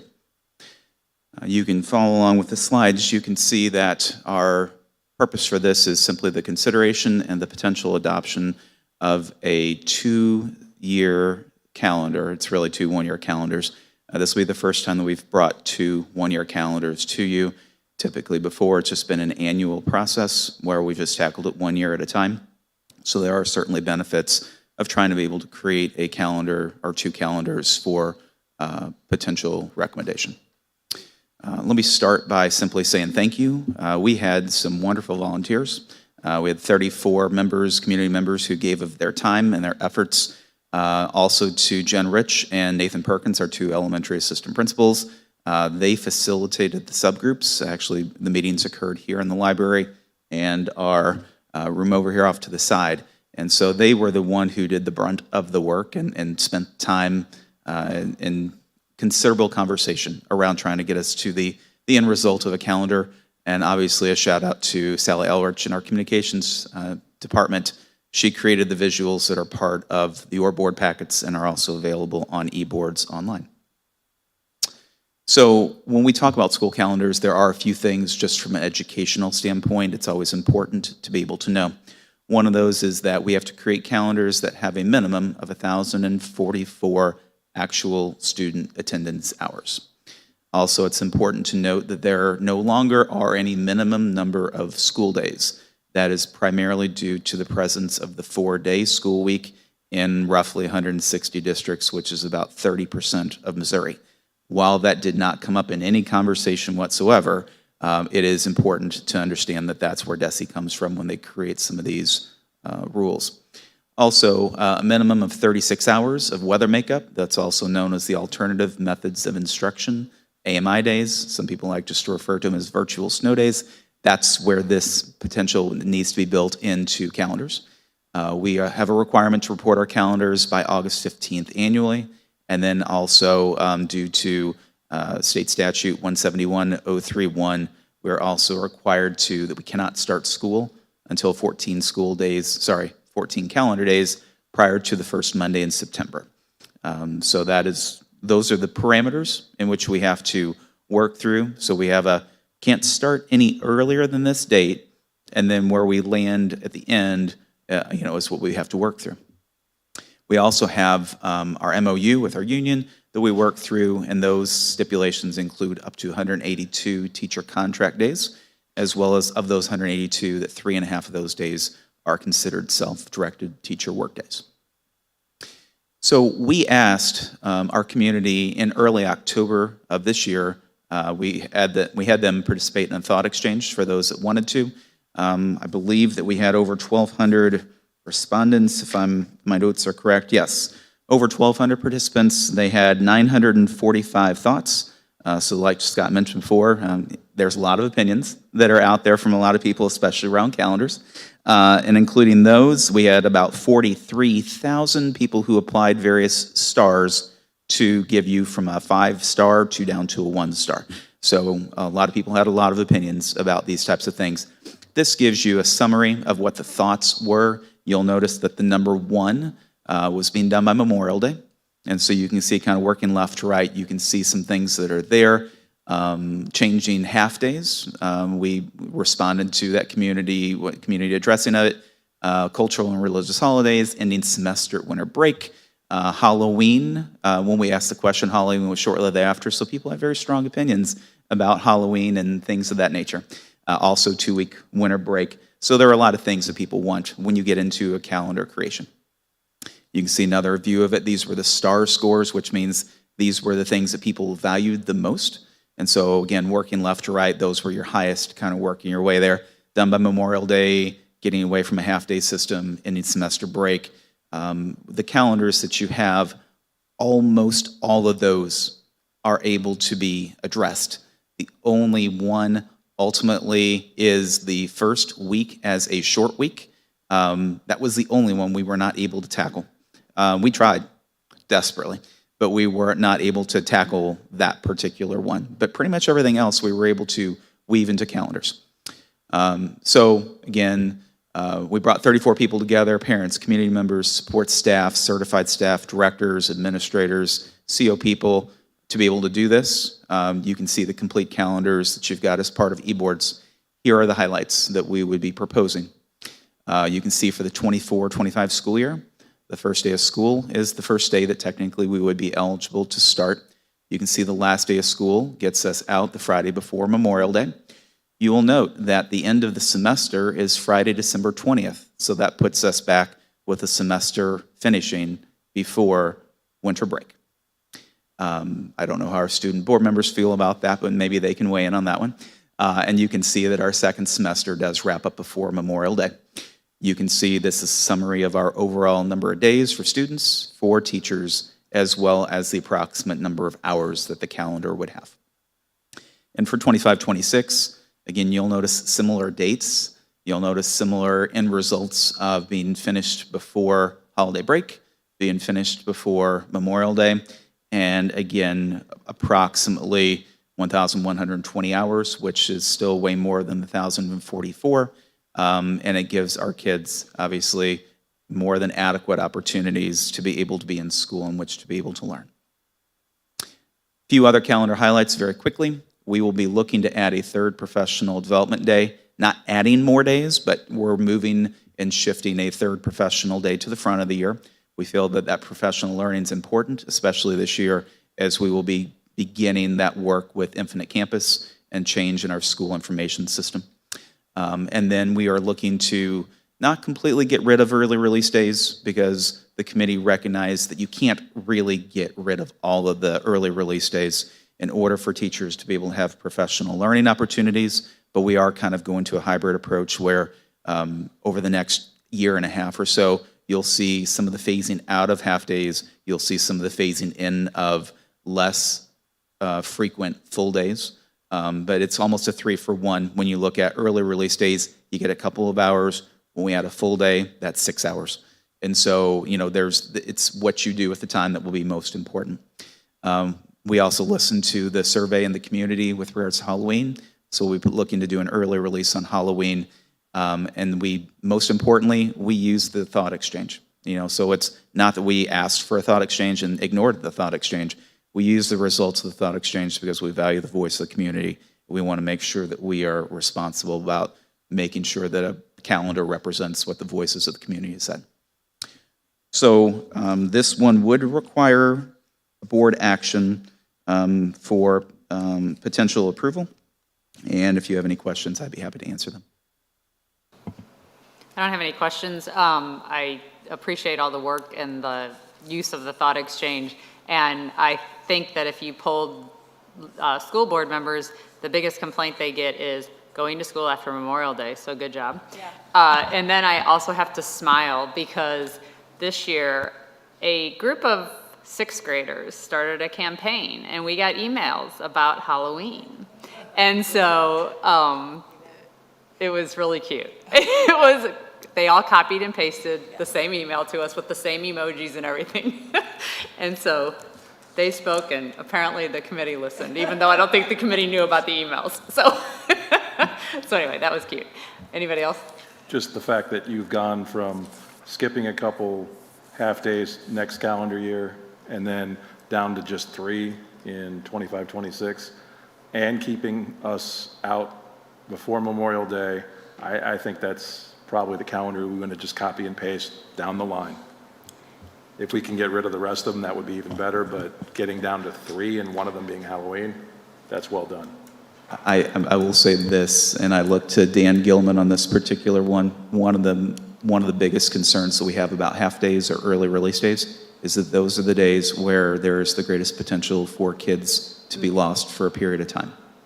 From a transportation standpoint, from a family standpoint, to be like, oh, I thought you had them, I thought you had them. Well, those are the days that we get more questions, concerns, phone calls, and things of that nature. So reducing that as a student safety concern was also a priority. I didn't even think of that, but that's a fantastic way to look at it. Can I make just Go a really for it. comment really Sure. quick? And knowing that you have to contend with only being able to start no more than 2 weeks before Labor Day and fitting everything in, this is a good-looking calendar. So, like, that's a whole nother piece that people don't, I think, understand that falls into that, wish we could have a shorter week in that week, but yet we can't, necessarily start when traditionally we had started some years ago and looking different. So anyway, thank you for that. One thing to keep in mind too is that I go into, when we facilitate this, and I tell all of our volunteers that there is no perfect calendar and no one will leave with everything that they want. So there has to be an art to negotiation, and compromise. And so the team was able to do that well, and both teams, the 24-25 as well as the 25-26 team. So without Jen Rich, without Nathan Perkins, it would have taken much longer to be able to do the work. I'm just thrilled that they were able to be part of it and they facilitated as well as what they did. If there is no such thing as a perfect calendar, I'd say this is near perfect. I mean, seriously, if you change things up so that we're ending the semester in December, and then we're ending the school year prior to Memorial Day, I mean, I think that's a win for everybody involved. And, maybe it might be nominal, but it does seem like from an efficiency standpoint, ending curriculum in December and starting new curriculum in January seems more efficient to me. One real quick question. So the inclement weather, when we use virtual days, like how does that, do we have a maximum number of inclement virtual days that we can use? The 36 hours, which is roughly 6 days, 5-ish days. So beyond that, we can still, use additional snow days. And then there's a DESI policy that regards to, you have to make up for every other one that you get into that. So, we're very hopeful that we wouldn't use more than 5. They build in the 5. And that was really stemmed out of, from a number of years ago when there was a particularly bad winter where, I can remember being a principal at that time losing an entire week of spring break because that was the makeup, that you had to be able to make up your days and you had to make up your hours. So that's where it comes from. I think that the 5 is, obviously not only is it policy, but I think it's reasonable. And, we have plans in place for AMI days.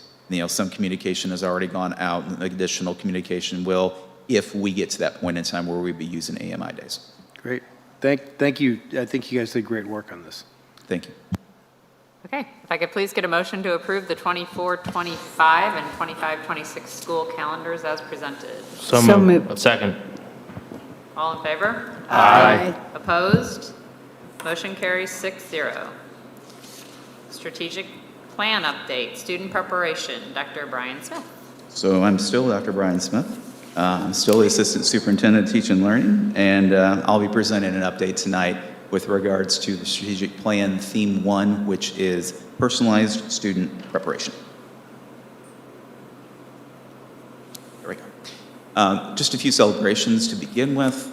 We have spent a good chunk of time going through the strategic plan. A supplement was created to provide some support and outlining some additional tasks. That was strongly encouraged by our area supervisor from DESI. So you're like, well, why is that a celebration? I think it does align the work. It helps us focus on what we need to be able to do. And I do need to say thank you by name to a number of people, including Jeff Bressler, Adam Smith, Chad DeKemper, Shannon Pike, Marshall Kretcher, John DeWally, Anna McGuire, Melinda Golovsky, Mike Gegg, obviously they have pieces as part of the strategic plan, and so they champion their pieces, and it's a team effort, obviously, to take on any strategic plan. It is not a one-person job, which is the reason why there's 5 of us who obviously provide updates to you on a regular basis. We have also spent time going through the Comprehensive School Improvement Plan, aligning it to the MSIP 6 standards. You can see that be reflective in our building school improvement plans as well. So there's been a lot of alignment in the last several months around that. So there are some celebrations. There's obviously those thank yous as well.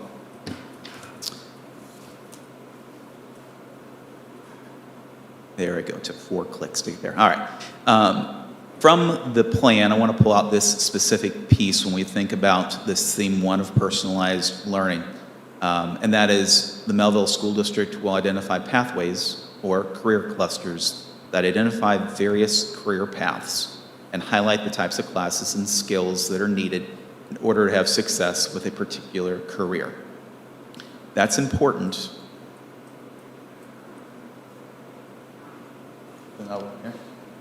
Thank you. Okay.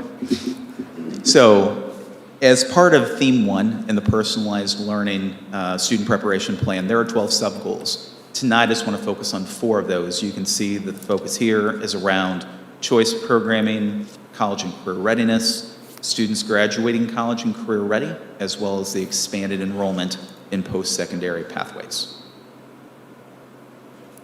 Each time there's a snip that I provide so that you can understand where that's basically coming from and some of the supporting documentation that's there. And each time I'm going to kind of, I'm going to point you to what does this mean? So you look at this and you say, okay, well, what does choice program mean? So choice programming within our district, as you further define it, looks at programs like Access Point, which is an accelerated information technologies program. It looks like Early College Academy, which is through St. Louis Community College.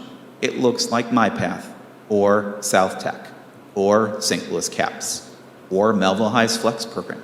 It also looks like dual credit, dual enrollment, AP classes. Those are all things that revolve around choice programming. We offer that programming certainly as a choice, and they are also opportunities that really focus on a post-secondary experience. And by post-secondary does not mean college. It means 4-year, it can mean 2-year, it can be trade, it can mean career ready, it can mean workforce. It's what are you doing in your career after high school. So we look at the college and career readiness, and again, what does this mean? You can see there's some documents that we have, but what does this mean? And so this means, from a career and course planning guide, we have 2 high schools. They both use the same guide. They offer almost all the same types of classes. There are a few unique opportunities at each of our high schools, but we offer over 300 individual courses that students are able to take. And of course, there's only so much room in a schedule, so choices have to be made. But we do offer them in 16 different content areas. The opportunities for dual credit allow our students to be able to partner for 41 different dual credit opportunities through a number of different post-secondary institutions, St. Louis University, Webster University, so on and so forth. We also offer AP opportunities, advanced placement opportunities. Currently there's 15. We're proposing a 16th one for next year in AP Environmental Science. That'll be part of the consent agenda that you'll have in just a little bit. And then the dual enrollment opportunities are opportunities we have through St. Louis Community College that allow students to be able to, if they want to take some level of college and coursework, that they can do that off campus and still have the ability to be able to maintain their academic and athletic eligibility, but it also allows them to be able to earn credits towards a post-secondary experience, whether that's at St. Louis Community College or a 4-year institution or locally. When we look at students graduating college and career ready, those are mostly about assessments. And so you'll have some assessment data here, but again, what does that mean?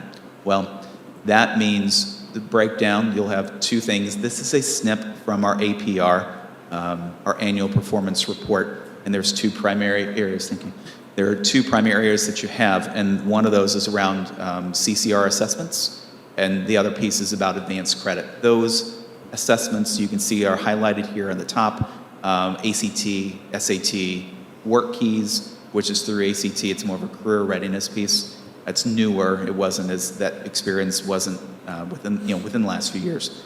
AccuPlacer is the community college placement, as well as the ASVAB, which is a military tool.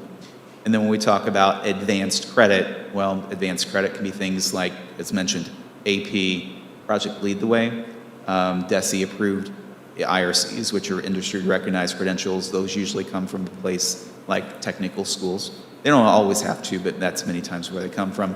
Things like stackable credentials, which would be assessments that can partner up with class. And then also if you earn certain grades in dual credit, dual enrollment, or your AP classes. Those are things that can count, obviously with an eye on post-secondary opportunities, giving kids a chance in high school to be able to earn those things, expand some of those opportunities for them to have a bigger horizon in the future. And then when we look at post-secondary, the expanded enrollment, you'll see some enrollment numbers here pretty shortly. You ask, well, what does this mean? Well, these slides are a little bit small, so I apologize for that, but they are a summary. The top is from Mehlville High since 2019-2020. The middle one's from Oakville High, same time, and the combined from the district is down below. What this highlights is it highlights what are currently, this slide is about CAPS. So how many students are we sending to St. Louis, the CAPS program? And so, looking at that, you can see we have some consistent numbers. They're going on some ebbs and flows a little bit, but we have students who are consistently taking advantage of those opportunities. We also have a growing number of programs that are available at St. Louis Community College through our Early College Academy, through our Make It Count program, as well as their Access Point. So you can see historically, we've had about 40 kids since 1920 on an annual basis. This year we have 40 this year, so that number is actually, a little bit more.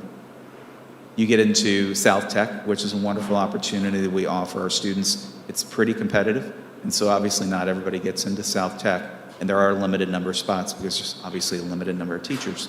But we have this year, actually, the enrollment that you see there is from last year, the 143.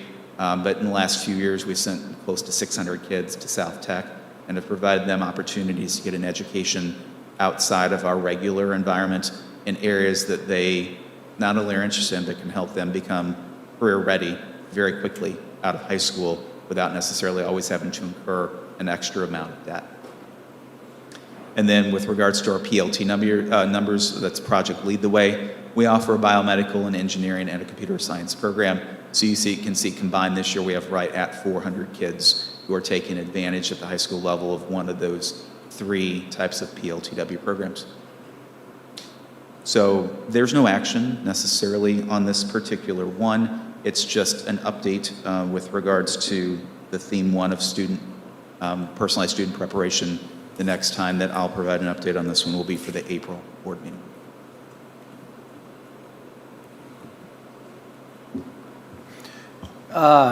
Real quick, just a couple statements. One, I love the fact that we're very focused on college and career readiness, both of them. I also, because I'm a CAPS volunteer, I guess, I'll tell you, just generally speaking, my impression of that, I think it's a very well-run program.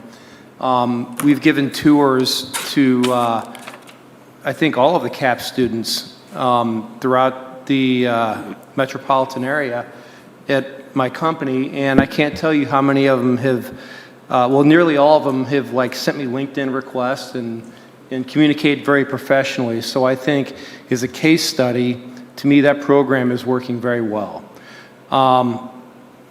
Also, last year, obviously I spoke about the need for us to focus on ACT scores. I was very, very pleased to see how Brian Brennan so definitively put that into their CSIP.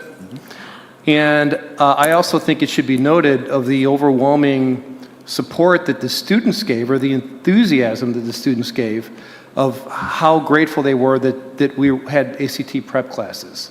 Our 2 student board members here as well, both mentioned it tonight. Yeah, absolutely. So, clearly this is something the students want.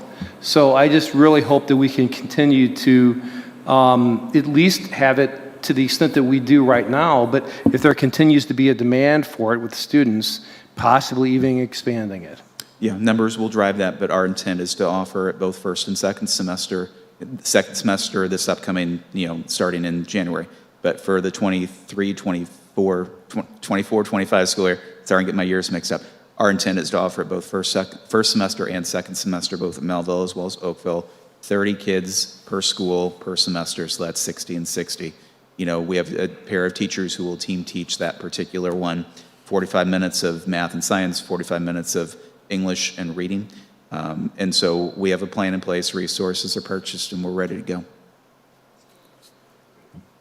And from a financial standpoint, the ACT classes level the playing field for kids economically because, some kids get private tutoring if their parents can afford that, but not all kids obviously can afford that. And so that's a huge benefit. And then also all the dual credit opportunities and the APs. I mean, the amount of money a parent will save because of these, whether it's PLTW, the PLTW is if they pass that class, they get 3 credit hours for each class from Missouri S&T. And it transfers straight into their college curriculum. And so, all of these opportunities, including, as we all know, people are graduating with their associate's degree or more, right? Correct. Some people, I won't mention who since it happens to be my daughter, graduated with 55 college credits, But that's huge. That is such a huge savings financially for me. So, thank you. All right, anybody else? Okay, we do not need to take any action on this. Thank you. Next up is H, Advocacy Committee Charter. Is that you, Jeff? That's me. Basically, in a nutshell, we have the Advocacy Committee as a deliverable to the board. As it stands now, that deliverable was supposed to be in December, which would have been this meeting. When we had our Advocacy Committee meeting last month, we were trying to work on it, and then it came up in conversation, actually initiated by Jean, of why are we delivering this now before we really have a good solid idea of what's being pre-filed? It was sort of a duck kind of moment, like, yeah, that makes perfect sense. Why are we doing it this way? And since it's ingrained in the charter, we have to make a change to the charter. So the only difference is that deliverable becomes a January meeting deliverable. So we just have to vote on the charter and just approve the change. The charter is posted to e-boards, and literally the only change is moving that from December to January. That's it. So thank you for pointing that out, Jean. No problem. Again, a duh kind of moment, but someone else brought it up, so it's important. All right. If I can get a motion to approve the modified Advocacy Committee Charter with the change of the Advocacy Priorities document deliverable date from the December board meeting to the January board meeting as presented. So moved. Second? All in favor? Aye. Opposed? Motion carries 6-0. Thank you. All right, thank you. Action items by consent. Does anyone need to pull anything? Okay, if I can please get a motion to approve action items by consent, A through H. So moved. Second. All in favor? Aye. Opposed? Motion carries 6-0.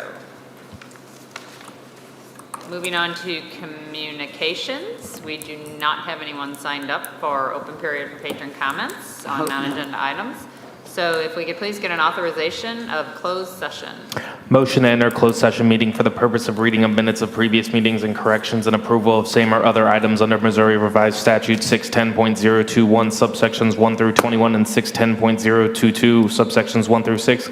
Lease, purchase, or sale of real estate, section 610.0 or 0212, hiring, firing, disciplining, or promoting particular employees, section 610.0213, and individually identifiable personnel records, performance ratings, or records pertaining to employment or applications for employment, section 610.02113, legal actions, causes of action, or litigation, section 610.0211.